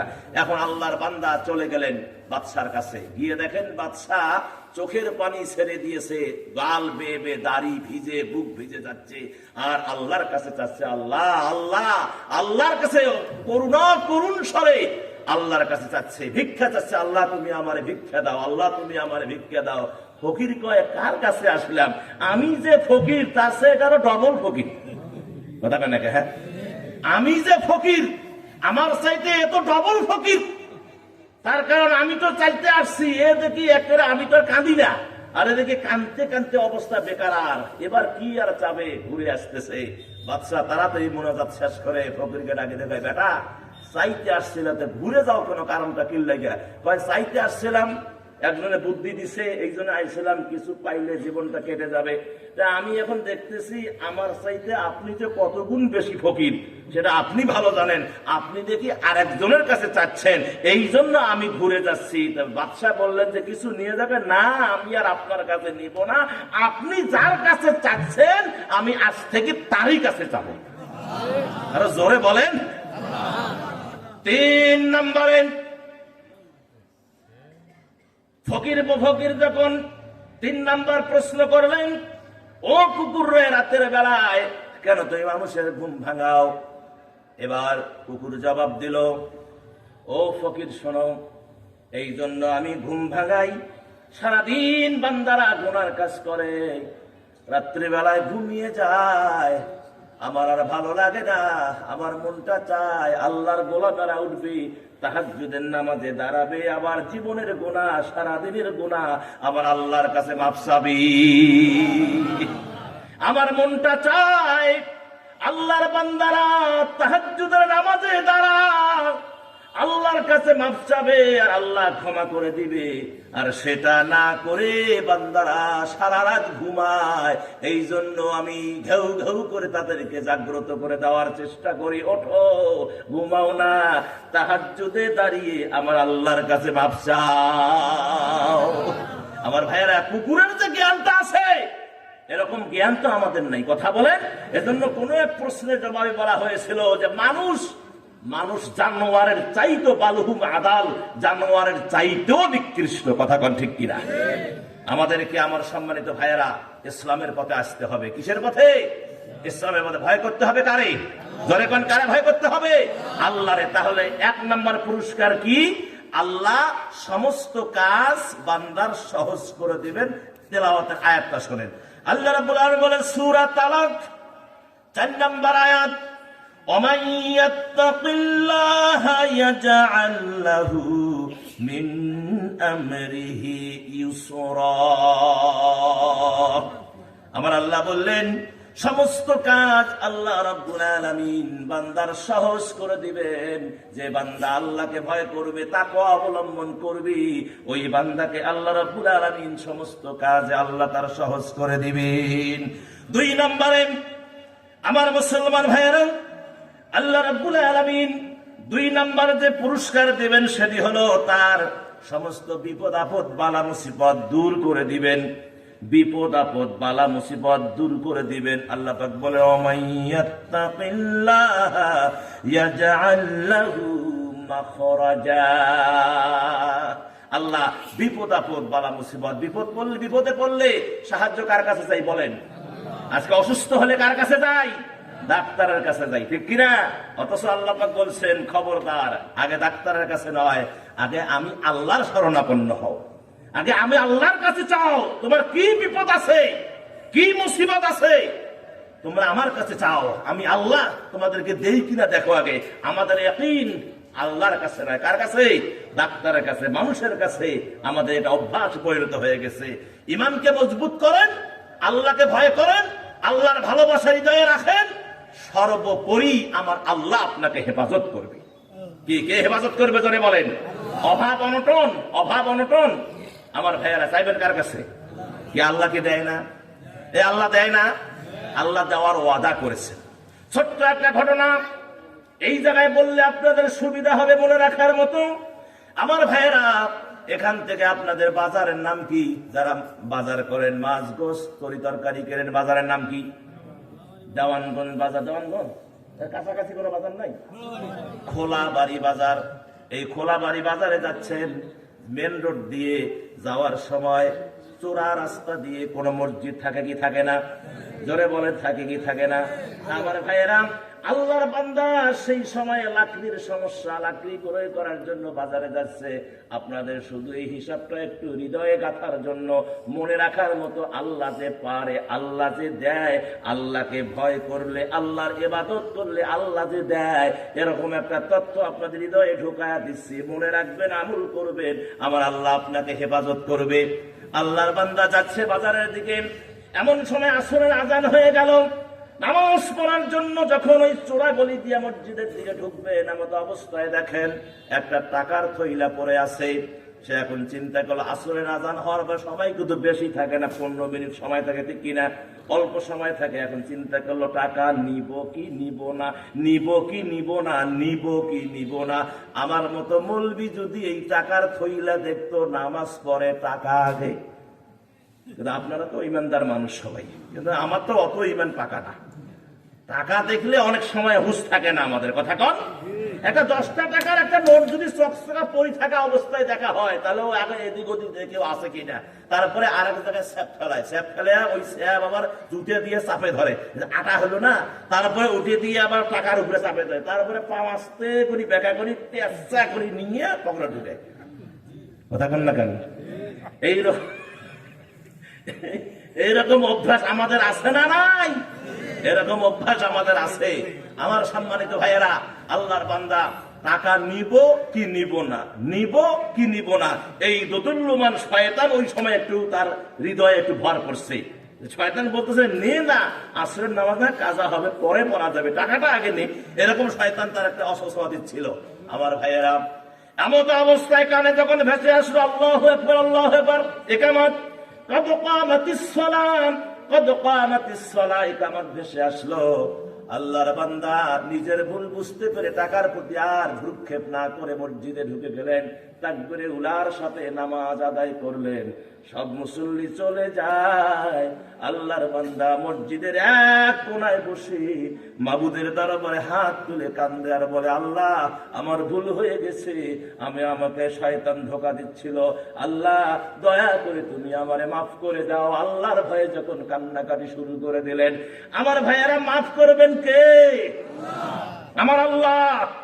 আল্লাহর বান্দা চোখের পানি মুছে লাকড়ি কেনার জন্য যখন বাজারে চলে গেলেন, বাজারে লাকড়ি ক্রয় করে রশি দিয়ে লাকড়ি বাইন্দা কান্ধে নিয়ে যখন বাড়িতে আসলেন, গিট্ট খুলে দিলেন, লাকড়িগুলো ছড়াইয়া গেল আঙ্গিনায়। দেখলেন ওই যে টাকার থইলাটা, ওই টাকার থইলা ওই লাকড়ির ভিতর থেকে বাহির হয়ে আসলো। সেজদায় পড়ে গিয়ে কান্দে আর বলে, আল্লাহ কি হবে, এটা কোন পরীক্ষা? দ্রব্য আওয়াজ তার কানে আসতে লাগলো, আল্লাহর বান্দারি, টাকার প্রতি লোভ করো নাই, আল্লাহকে ভয় করেছো, ঠিকঠাক মতো নামাজ আদায় করেছো, এই জন্য আল্লাহ খুশি হয়ে এই ব্যবস্থা করে দিয়েছে। তাহলে ভয় করতে হবে কাকে বাবা? আল্লাহকে। চাইতে হবে কার কাছে? আল্লাহর কাছে যাবেন, ভয় করবেন আল্লাহকে, আল্লাহ আপনার ভাগ্যের দরওয়াজা খুলে দিবে। ধরে বল আল্লাহু আকবার। তাহলে 2 নাম্বার পুরস্কার, যারা আল্লাহকে ভয় করে, তাকওয়া অবলম্বন করে, 2 নাম্বার পুরস্কার হলো ওমাইয়াত্তাকিল্লাহা ইয়াজআল লাহু মাখরাজা। আল্লাহ তাআলা তার বিপদ আপদ বালা মুসিবত দূর করে দেন। সুবহানাল্লাহ।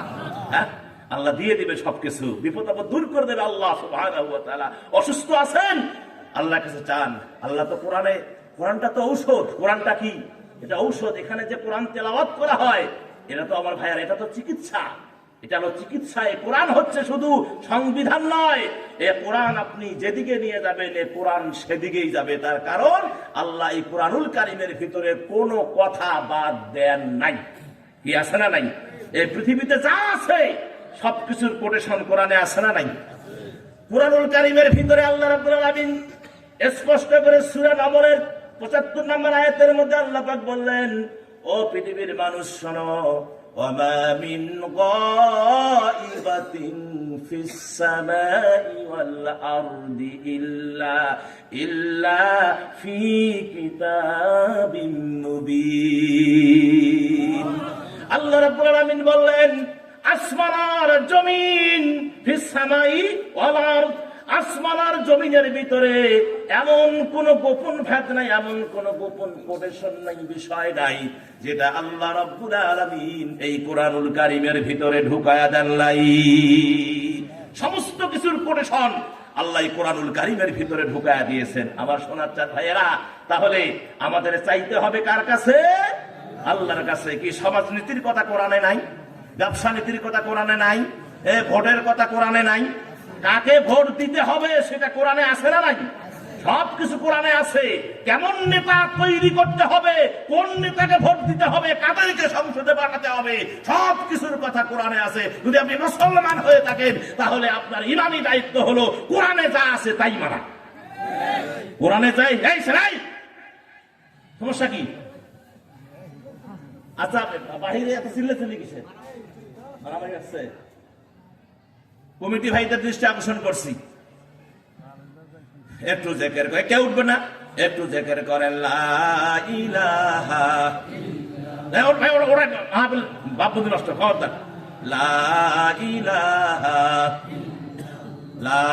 ভাই এই ভাই এটা করা যাবে না ভাই, লা ইলাহা, লা ইলাহা ইল্লাল্লাহু মুহাম্মাদুর রাসূল। ভাই দেখুন, জলদি যান। আর বাইরে যা আছে সবগুলোকে ভিতরে নিয়ে আসে না। এরপর থেকে কোন দোকান এই মাহফিলে আশেপাশে থাকবে না। এই যে যত ভেজালো দোকানের কারণে।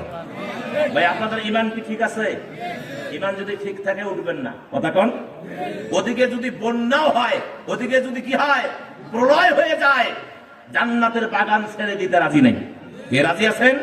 কারা কারা বলে হাত তুলে দেখেন দেখেন দেখেন দেখেন। লিল্লাহে তাকবীর, লিল্লাহে তাকবীর। হাত নামান। সম্মানিত মুসলমান ভাইয়েরা, তাহলে 2 নাম্বার, আল্লাহ সুবহানাহু বিপদ আপদ বালা মুসিবতে কি করবেন? হেফাজত করবেন। 3 নম্বরে আসেন। 3 নম্বর পুরস্কার, আল্লাহ রাব্বুল আলামিন উত্তম জায়গা থেকে আল্লাহ পাক রিজিকের ব্যবস্থা করে দিবেন। কি দিবেন? রিজিকের ব্যবস্থা।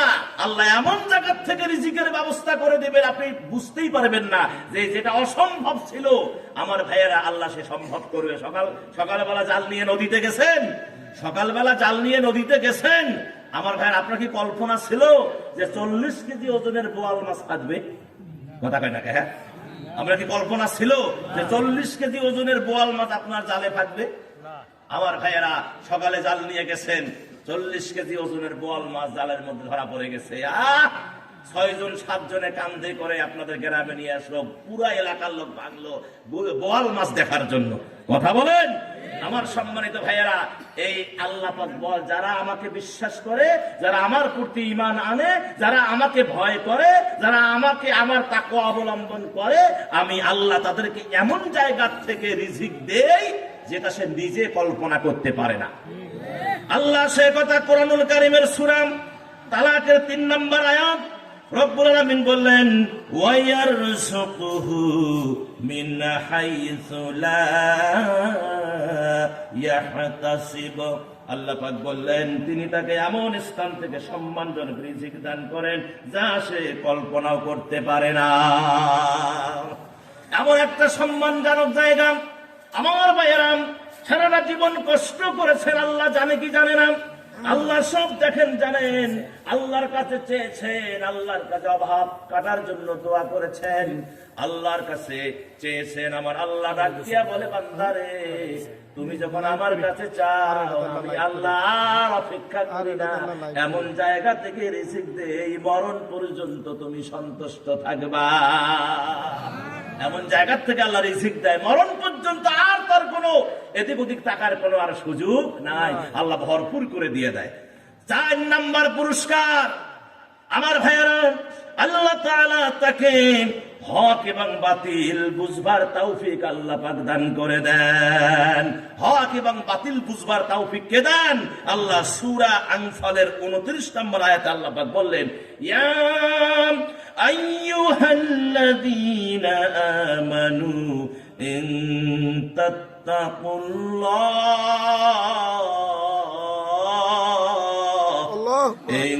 তাত্তাকুল্লাহ ইয়াজআল লাকুম ফুরকানা।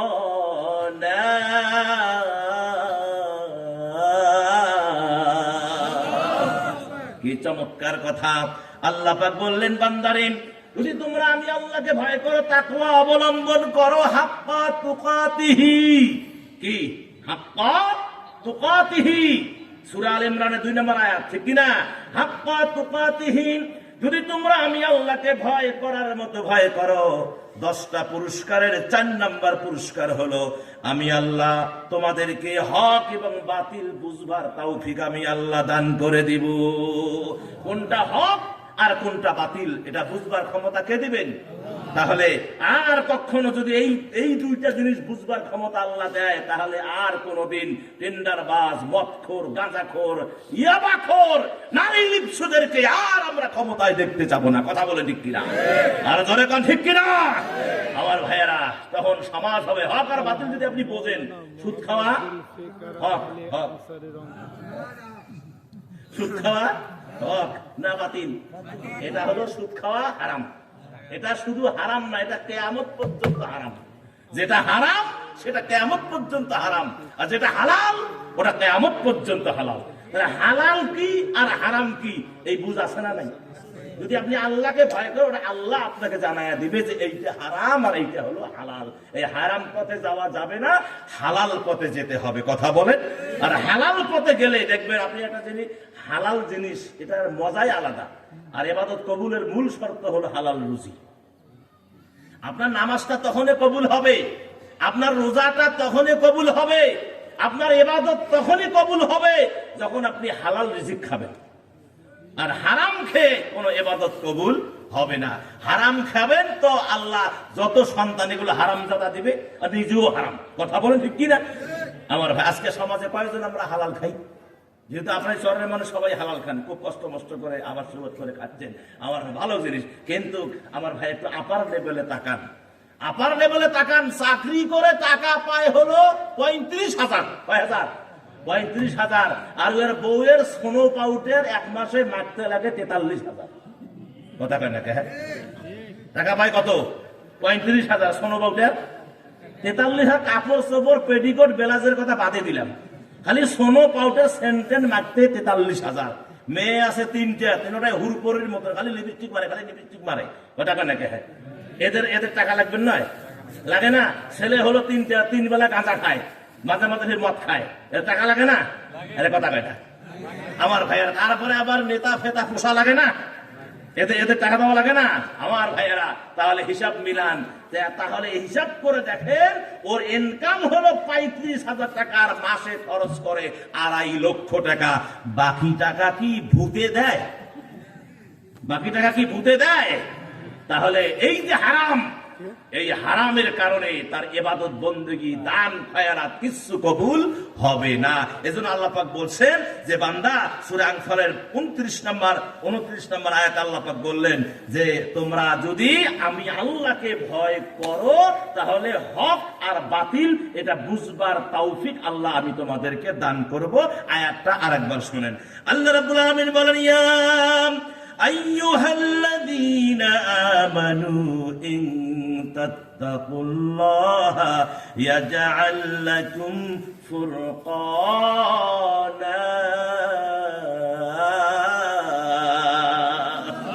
হে ঈমানদারেরা, আল্লাহকে যদি তোমরা ভয় করো, আল্লাহ তোমাদেরকে যে 4 নম্বর পুরস্কারটা দিবে সেটি হলো হক এবং বাতিল বুঝবার তৌফিক আল্লাহ তোমাদেরকে দান করবেন।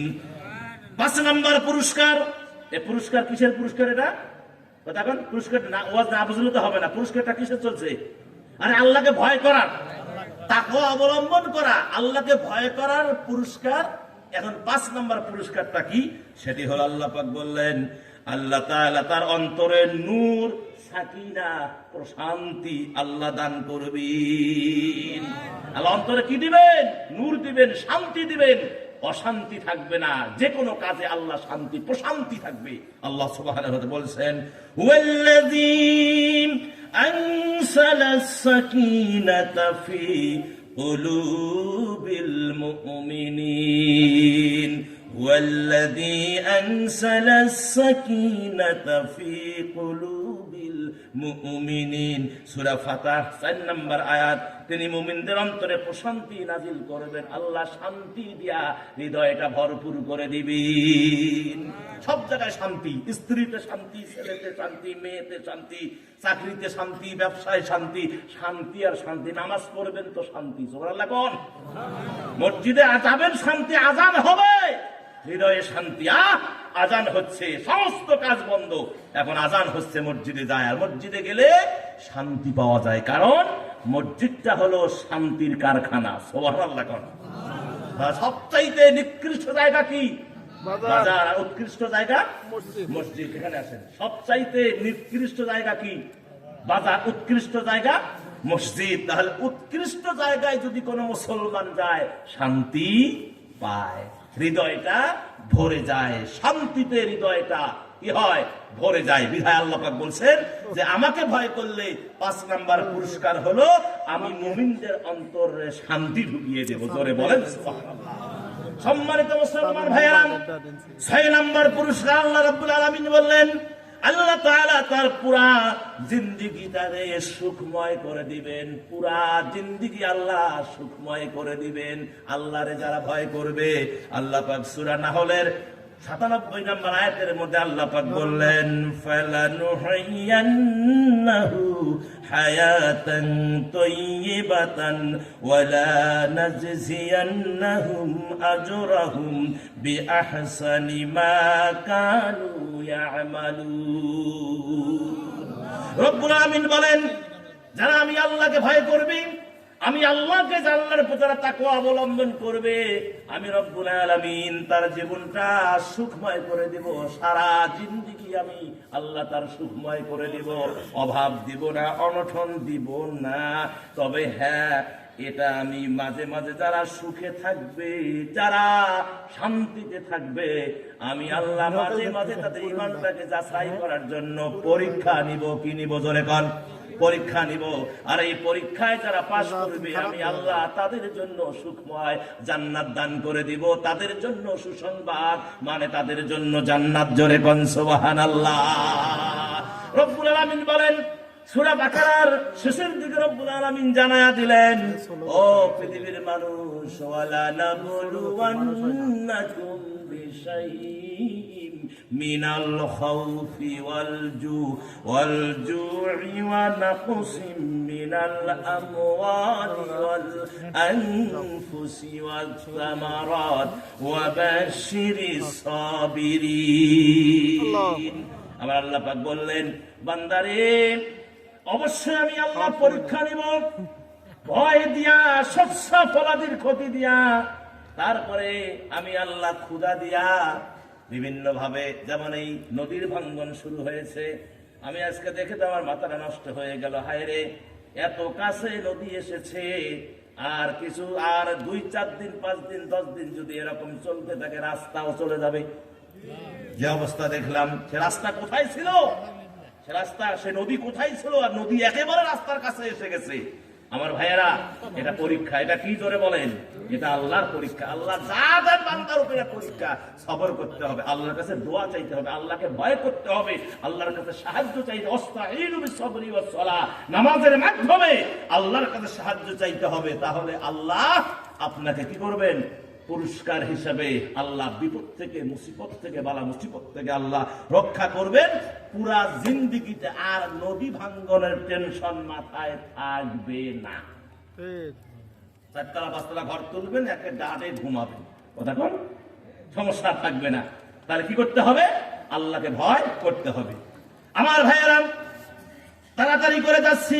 7 নাম্বার হলো আল্লাহ রাব্বুল আলামিন তার ইজ্জত আর সম্মানকে বাড়ায়া দিবেন। আল্লাহকে যারা ভয় করবে ইজ্জত আর সম্মান আল্লাহ তাদের বাড়ায়া দিবেন।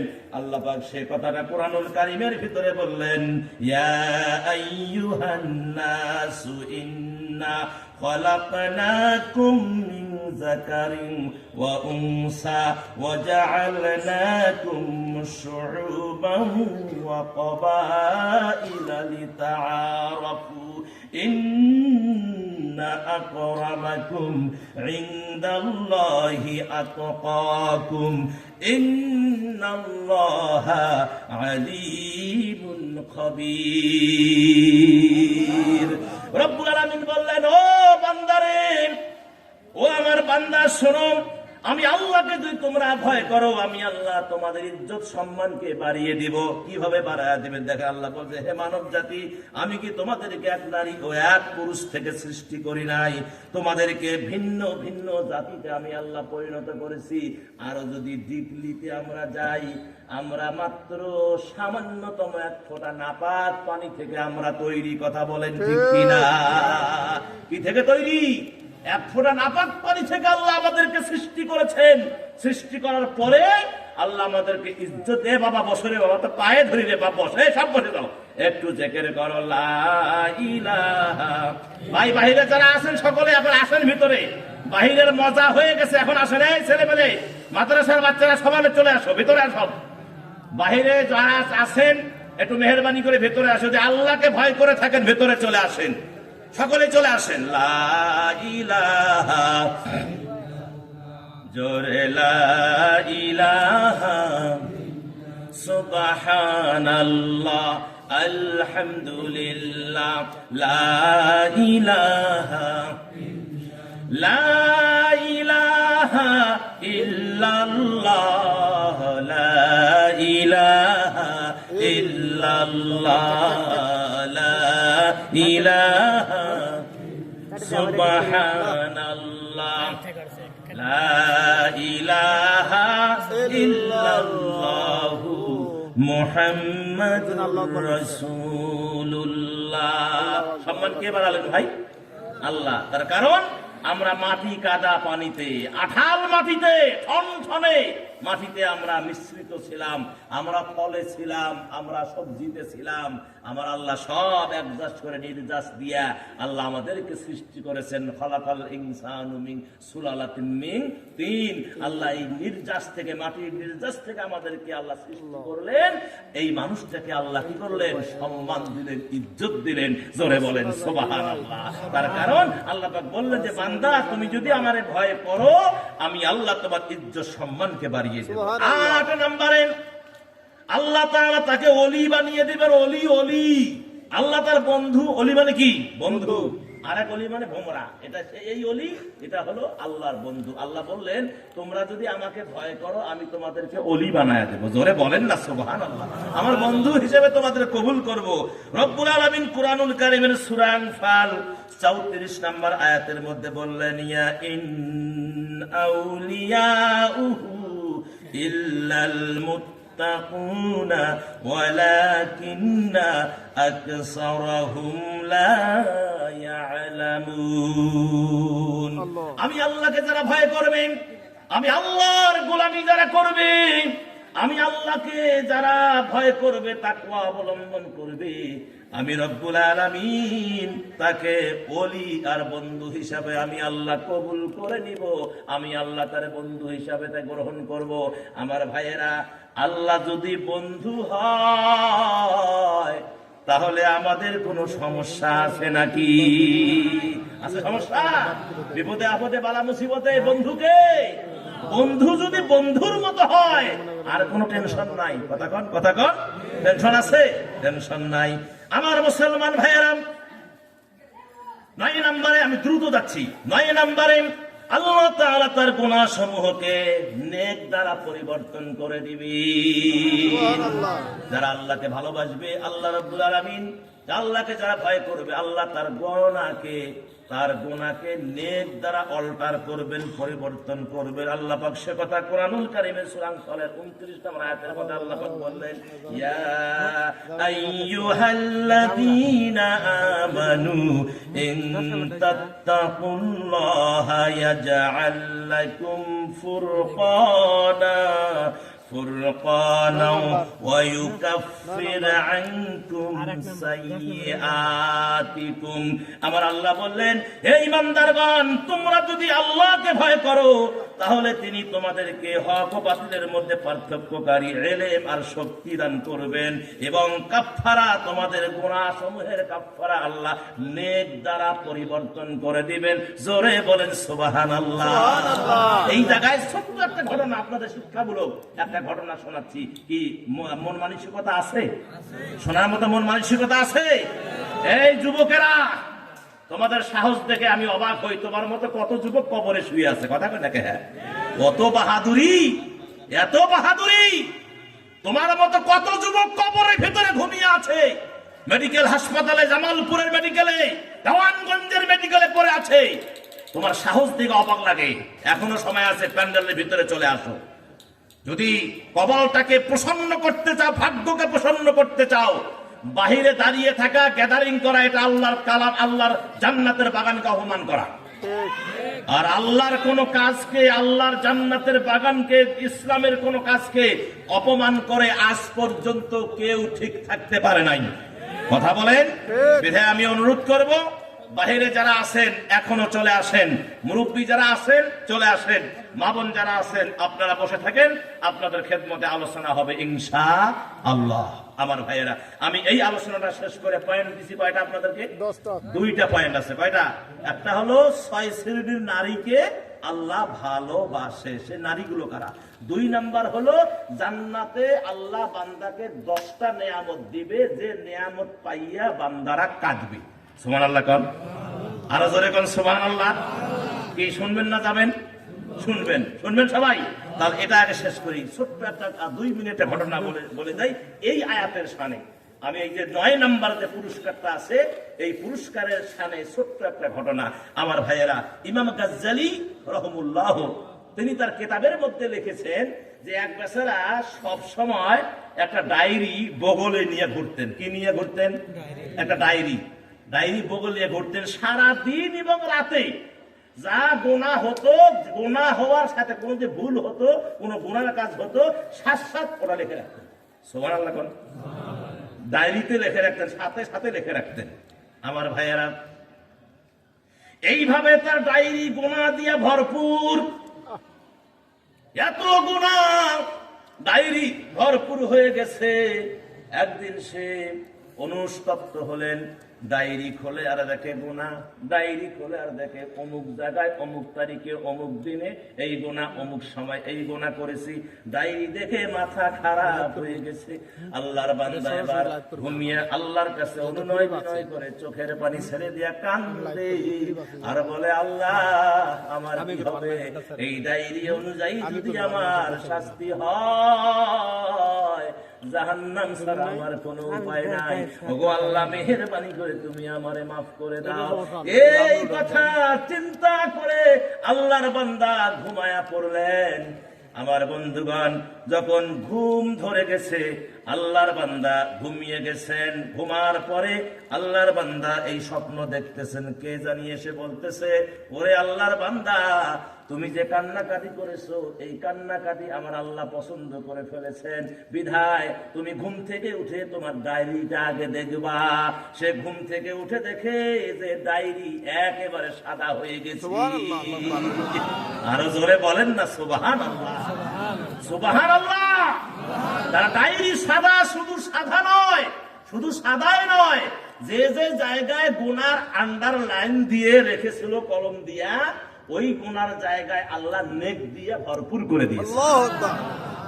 এজন্য আমার ভাইয়েরা, ভয় করতে হবে কারে? আল্লাহরে ভয় করলে গুনাহ অল্টার করেন কে? গুনাহ চেঞ্জ করায়া ওই জায়গায় নেক দিয়া ভরপুর করে দেন তিনি কে?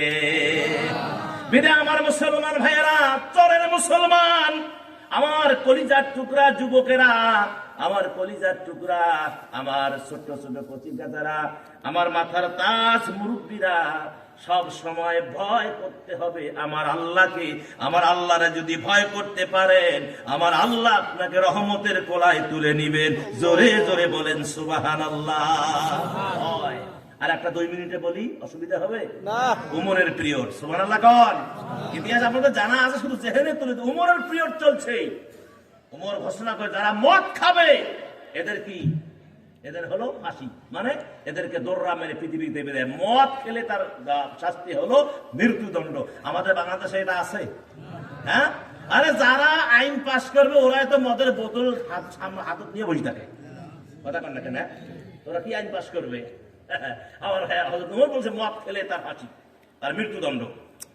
এক যুবক মদ খেয়ে মাতাল হয়ে আসতেছে, রাস্তা দেখা কেন? কথা কেন? বাড়িতে এসে দরজার গুতে, মানে মাতাল যা হয় আর কি, অত ডেভিনেশন দেওয়ার সুযোগ নেই আমার সম্মানিত ভাইয়েরা। কিন্তু হযরত ওমর কোনো এক কাজে ওই দিক দিয়ে যাচ্ছিল, তো দেখে যে ওই বেটা মদ খেয়ে মদের বোতল হাতে নিয়ে ঢুলতেছে, আসতেছে। হযরত ওমরকে গপ করে দেখে মাতাল অবস্থায় ওমর আসতেছে। বিল পাস করছে কে? ওমর। শাস্তি দিবে কে? ওমর।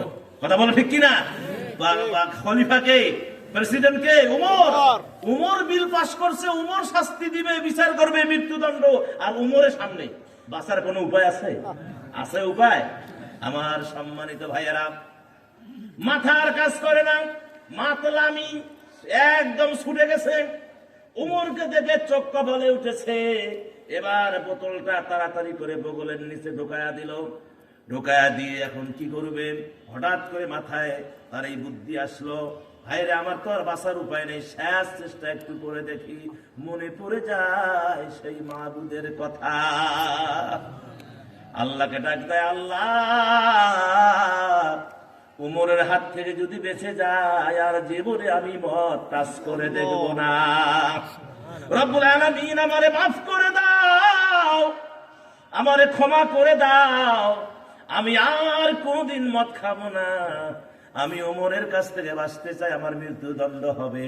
আল্লাহ তোমাকে ভয় করলাম, তোমার কাছে চাইলাম, তাকওয়া অবলম্বন করলাম, ওয়াদা করলাম গো আর কোনদিন মদ হাত দিয়ে টাচ করব না। ওমর কাছে আসলেন, এ বেটা তোমার বগলে কি? কয় না কিছু নাই। কয় কিছু নাই, রানে তোর মদ। কথা কেন কেন? বাহির করে দেখলেই তো কাম শেষ। অন্য তো কেউ না, হযরত ওমর নিজেই দেখেছে। এখন সে ভয়ে থরথর করে কাঁপতেছে। কাঁপতে কাঁপতে বোতল বাহির করলেন। আল্লাহে, আল্লাহর কসম, ইতিহাস সাক্ষী দিচ্ছে, বোতল যখন বাহির করলেন হযরত ওমর দেখতে পেলেন মদ তো নয়, সাদা দুধ। আমার আল্লাহ বান্দা যে ভয় করেছে, আমার আল্লাহ তার এই কান্না, তার এই চোখের পানি কবুল করে নিয়ে মদের বোতলটারে দুধের বোতলে পরিণত করে দিয়েছি। কি আল্লাহ পারে না? এই জোরে কোন পারে না? আমার আল্লাহ পারে। শুধু এটাই নয় মুসলমান, হযরতে মূসা কালিমুল্লাহর জামানায় আমি লক্ষ্য করে দেখেন, ইস্তিসকার নামাজ জীবনে পড়ছেন? আরে ইস্তিসকার নামাজ পড়ছেন জীবনে? ইস্তিসকার নামাজের নিয়ম হলো যে উল্টা দিকে দোয়া। উল্টা দোয়া, টুপি হলো উল্টা, পাঞ্জাবি উল্টা, গেঞ্জি উল্টা, পরনেরটা মানে যা করবে সব উল্টা, দোয়াও হইবে উল্টা। কথা কয় না? হ্যাঁ, এটা হলো ইস্তিসকার নামাজ। মানে যদি বৃষ্টি না হয়, খুব খরা, বৃষ্টি আনার জন্য রাসূল এই নামাজ পড়ছেন আর শিক্ষাও দিয়েছেন। আমরাও বিভিন্ন সময়, এক সময় ওই চৈত্র মাসে আমরাও পড়েছিলাম, ময়দানে গিয়ে ইস্তিসকার নামাজ আদায় করেছি। আমার ভাইয়েরা, ওই সময় রুসার পিরিয়ডে এমন কড়া রোদ, সব ফেটে খান খান হয়ে যাচ্ছে। বনি ইসরাইলের লোকেরা এসে বললেন হযরত মূসাকে যে আমাদেরকে একটু বাঁচান, আপনার আল্লাহকে বলেন যেন একটু বৃষ্টির ব্যবস্থা করে। আর মূসা কালিমুল্লাহ, ওনার তো আর জিবরাইল লাগে না। কথা কেন কেন? ডাইরেক্ট আল্লাহর সাথে কথা কয়। আল্লাহ কি হইবে? আল্লাহ কয়, মূসা দেরি করো না, লোকজন, কওমের লোকজনকে নিয়ে চলে যাও সেই ময়দানে, গিয়ে ওখানে আমার কাছে দোয়া চাও, আমি আল্লাহ বৃষ্টি দিব। সুবহানাল্লাহ কয় না? বাস, সবাই চলে গেলেন। শত শত মানুষের সমাগম, নামাজের সময় হয়ে গেল। তারপরে আমার ভাই নামাজ হলো, দোয়ার সময় উল্টা করে যখন দোয়া শুরু করলেন, বৃষ্টি হয় না, বৃষ্টি নাই। আমার আল্লাহ ডাক দিয়ে কয়, ও মুসা রে, আমি আল্লাহ বৃষ্টি দিব না, আমি আল্লাহ বৃষ্টি দিব না। কয় আল্লাহ, তাহলে এত লোক আসলো, আপনি তো আসতে কইছেন, এখন বৃষ্টি হলে আমার তো জীবন ত্যাগ করবে। কথা কেন? হ্যাঁ, আল্লাহ খবর কি? আল্লাহ বললেন, ও মুসা রে, এই এই লোকদের ভিতরে একজন মুরব্বী আছে, একজন মানুষ আছে, আমার গোলাম আছে, যার বয়স 80 বছর। কত বছর ধরে? কন 80 বছর বয়স। 80 বছর ধরে আমি আল্লাহর কুদরতি পায়ে একটা দিনের জন্য সিজদা দেয় নাই। আমি আল্লাহর গোলামি তো দূরের কথা, একদিনের জন্য আমি আল্লাহর পায়ে সিজদা দেয় নাই। ও মুসা শোনো, যতক্ষণ পর্যন্ত ওই বুড়া 80 বছরের বুড়া এখান থেকে বাহিরে না হবে, আমি আল্লাহ ততক্ষণ পর্যন্ত বৃষ্টি দিব না, দিব না, দিব না। মুসা এবার বললেন, কে আছো গো? 80 বছর ধরে আল্লাহর নাফরমানি করেছো, আল্লাহকে একটা দিনের জন্য সিজদা দাও নাই। কে আছো? তাড়াতাড়ি করে বাহির হও, তোমার কারণে বৃষ্টি হচ্ছে না, তুমি বাহির না হলে আমার আল্লাহ বৃষ্টি দিবে না। হযরত মুসা আলাইহিস সালাম ঘোষণা দিলেন। এখন বলেন তো, এই আওয়াজ ওই বুড়ার কানে গেছে কি যায় নাই? ধরে কোন গেছে কি যায় নাই? বুড়া যদি এখন চিন্তা করে, এত মানুষ, এই মানে খা খা অবস্থা, আমার কারণেই বৃষ্টি হচ্ছে না, আমি এখন বাহির হয়ে যাই, এই চিন্তা যদি করে, বুড়ার ডাং মাটি পড়বে। কথা কন, এই বুড়াকে ধরো, এর কারণে এতদিন বৃষ্টি হয় না, এই বুড়াকে পেশো আগে। আমার মুসলমান ভাইয়েরা, যেই মাত্র বুড়া এই চিন্তা করলো, আমি যদি বাহির হই আমার মেরেই শেষ করে দিবে, আর বাহির না হলে বৃষ্টি হবে না। এখন চিন্তায় পড়ে গেল। ও আমার মুসলমানেরা, এখন মনে পড়ে গেল সেই প্রভুর কথা, মাবুদের কথা। আসমান জমিন যিনি সৃষ্টি করেছেন, তামাম পৃথিবী যিনি সৃষ্টি করেছেন, তার কথা মনে পড়ে গেল। এবার অনুনয় বিনয় করে কান্না শুরু করে দিল। কাঁদতে কাঁদতে বলতে লাগলো যে, আল্লাহ, আমি আর কার কাছে চাবো গো? আমি যদি বাহির হয়ে যাই, লাঞ্ছিত অপমানিত, এমনকি জীবনটাও চলে যেতে পারে। রব্বুল আলামিন, আমার ভুল হয়ে গেছে, আমি বুড়া মানুষ, আল্লাহ আমারে মাফ করে দাও। আমারে কি মাফ করে দেওয়া যায় না? আল্লাহর তো একটা ওয়াদা করাই আছে, সেটা হলো যখন কোন দাড়ি পাকাওয়ালা আমি আল্লাহর কাছে দুহাত তুলে কান্দে আর বলে, আল্লাহ, আমার আর কেউ নাই, আমারে কেউ দেখতে পারে না, আল্লাহ তুমি আমারে মাফ করে দাও। আমার আল্লাহ বলে, ও বুড়া রে, কান্দিস না, যা, তোর চোখের পরে নাকের কাছে আসতে না আসতে আমি আল্লাহ তোর জীবনের সব গুনাহ মাফ করে দিলাম। আমার ভাইয়েরাম, কোন বৃষ্টি হচ্ছে না, বুড়াও কাঁদতেছে। এক পর্যায়ে ঝমঝম ঝপঝপ বৃষ্টি শুরু হয়ে গেল। মুসা বলে, আল্লাহ, খবর কি? তুমি কি মিশা কথা কहो নাকি? না, একটা লোকও বাহির হয় নাই, তুমি বৃষ্টি দিলা, তুমি তো বললা ওই বুড়া বাহির না হলে বৃষ্টি দিবা না, একটা লোকও বাহির হয় নাই, আল্লাহ তুমি বৃষ্টি দিলা, তুমি কি মিশা কথা কও? আমার আল্লাহ ডাকতে বলে, মুসা রে, না না, মিশা কথা বলি না। তোমার এই ঘোষণা দেওয়ার পরে আমার ওই 80 বছর গুনাহগার, যে আমাকে একটা দিনের জন্য সিজদা দেয় নাই, ওই বান্দা আমার কাছে অনুনয় বিনয় করে গোপনে গোপনে এমন কান্নাকাটি করেছে, এমন ভাবে আমি আল্লাহকে প্লিজড করেছে, এমন ভাবে আমি আল্লাহকে রাজি করেছে, খুশি করেছে, আমি আল্লাহর আরশে আজিমে জোশ মেরে গেছে। এ মুসা রে, আমি আমার এই বান্দার আর অতীতের সমস্ত গুনার দিকে লক্ষ্য না করে এখন চোখের পানি দেখে আমি তাকে মাফ করে দিয়ে ও তাকে মুসলমান ফ্রেশ ইমানদার বানায় নিয়েছি, এখন বৃষ্টি দিয়েছি। ও মুসা, শুকরিয়া আদায় করো। আরো জোরে বলেন না সুবহানাল্লাহ, লিল্লাহি তাকবীর। আল কোরআনের আলো, আল হাদিসের আলো, লিল্লাহি তাকবীর। আমার ভাইয়েরা, কি চলবে? আর বাকি থাকলো কয়টা? একটা বাকি থাকলো, সেটি হলো আল্লাহ রাব্বুল আলামিন 4 নাম্বার 10 নাম্বার যে পুরস্কার দিবেন কিসের কারণে? আল্লাহকে ভয় করলে, তাকওয়া অবলম্বন করলে 10 নাম্বার পুরস্কারটা আল্লাহ পাক বললেন যে পরকালে আল্লাহ রাব্বুল আলামিন তাকে ক্ষমা করে দিবেন। সূরা আনফাল 29 নম্বর আয়াতের শেষের দিকে আল্লাহ পাক বললেন যে পরকালে আল্লাহ রাব্বুল আলামিন ওই বান্দাকে ক্ষমা করে দিবেন। ওয়া ইয়াগফির লাকুম আল্লাহু যুল ফাদলিল আযীম।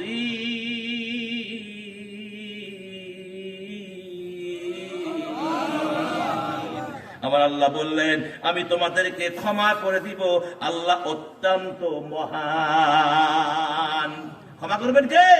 আল্লাহ। তাহলে এই 10টা পুরস্কার কি, এই পুরস্কার 10টা কি নেওয়া যায় না বাবা? যদি পুরস্কার 10টা যদি জীবনে নিতে চান তাহলে আল্লাহকে ভয় করতে হবে, তাকওয়া অবলম্বন করতে হবে।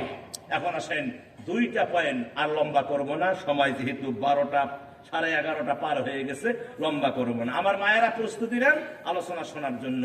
আমার বন্ধুগণ, তাহলে 10টা নিয়ামত আল্লাহ জান্নাতে দিবে, আর এই 10টা নিয়ামত পাইয়া আল্লাহর বান্দারা কাঁদবে। আমার মা বোনেরা 6 শ্রেণীর মাদেরকে আমার আল্লাহ ভালোবাসে। এটা শুনবেন না যাবেন? শুনবেন না যাবেন? শুনবেন। অপেক্ষা করেন। তার আগে আপনাদের একটু কাজ করতে হবে। একজন উঠবেন না। যদি ওঠেন, গতবার যেমন বসেছিলেন শেষ পর্যন্ত, এবারও শেষ পর্যন্ত। মাঝতে কোন শয়তানদের একটু গুটেগুটি করছে বাইরে, না এই বাইরে গুটেগুটি করার কারণে এই এলোমেলো হয়ে গেছে। এখন মোটামুটি একটা পরিবেশ আবার তৈরি হয়েছে। হুজুর দেখো তো বাইরে কোনো ছেলে পেলে সব পাঠিয়ে দেন ভিতরে, সব সব ভেতরে চলে আসো। আমার ভাইয়েরা, আগামী বছর থেকে যে মৌলানাকেই নিবেন, অনুরোধ করব কোন দোকান, কোন প্রসাধনী, কোন দোকান অন্তত 3 মাইল দূরে দোকান যাবে। আশেপাশে কোন দোকান চলবে না, যত ভেজালি দোকানের কারণে। এই 2 আর কিছু মেয়ে আসে, মাখিয়েছে কথা বলেন না, কিছু মেয়ে আসে সোনোটোনো মাখিয়েছে, একটু সেন্টেন মাখিয়েছে, একটু লিপস্টিক মারিয়েছে।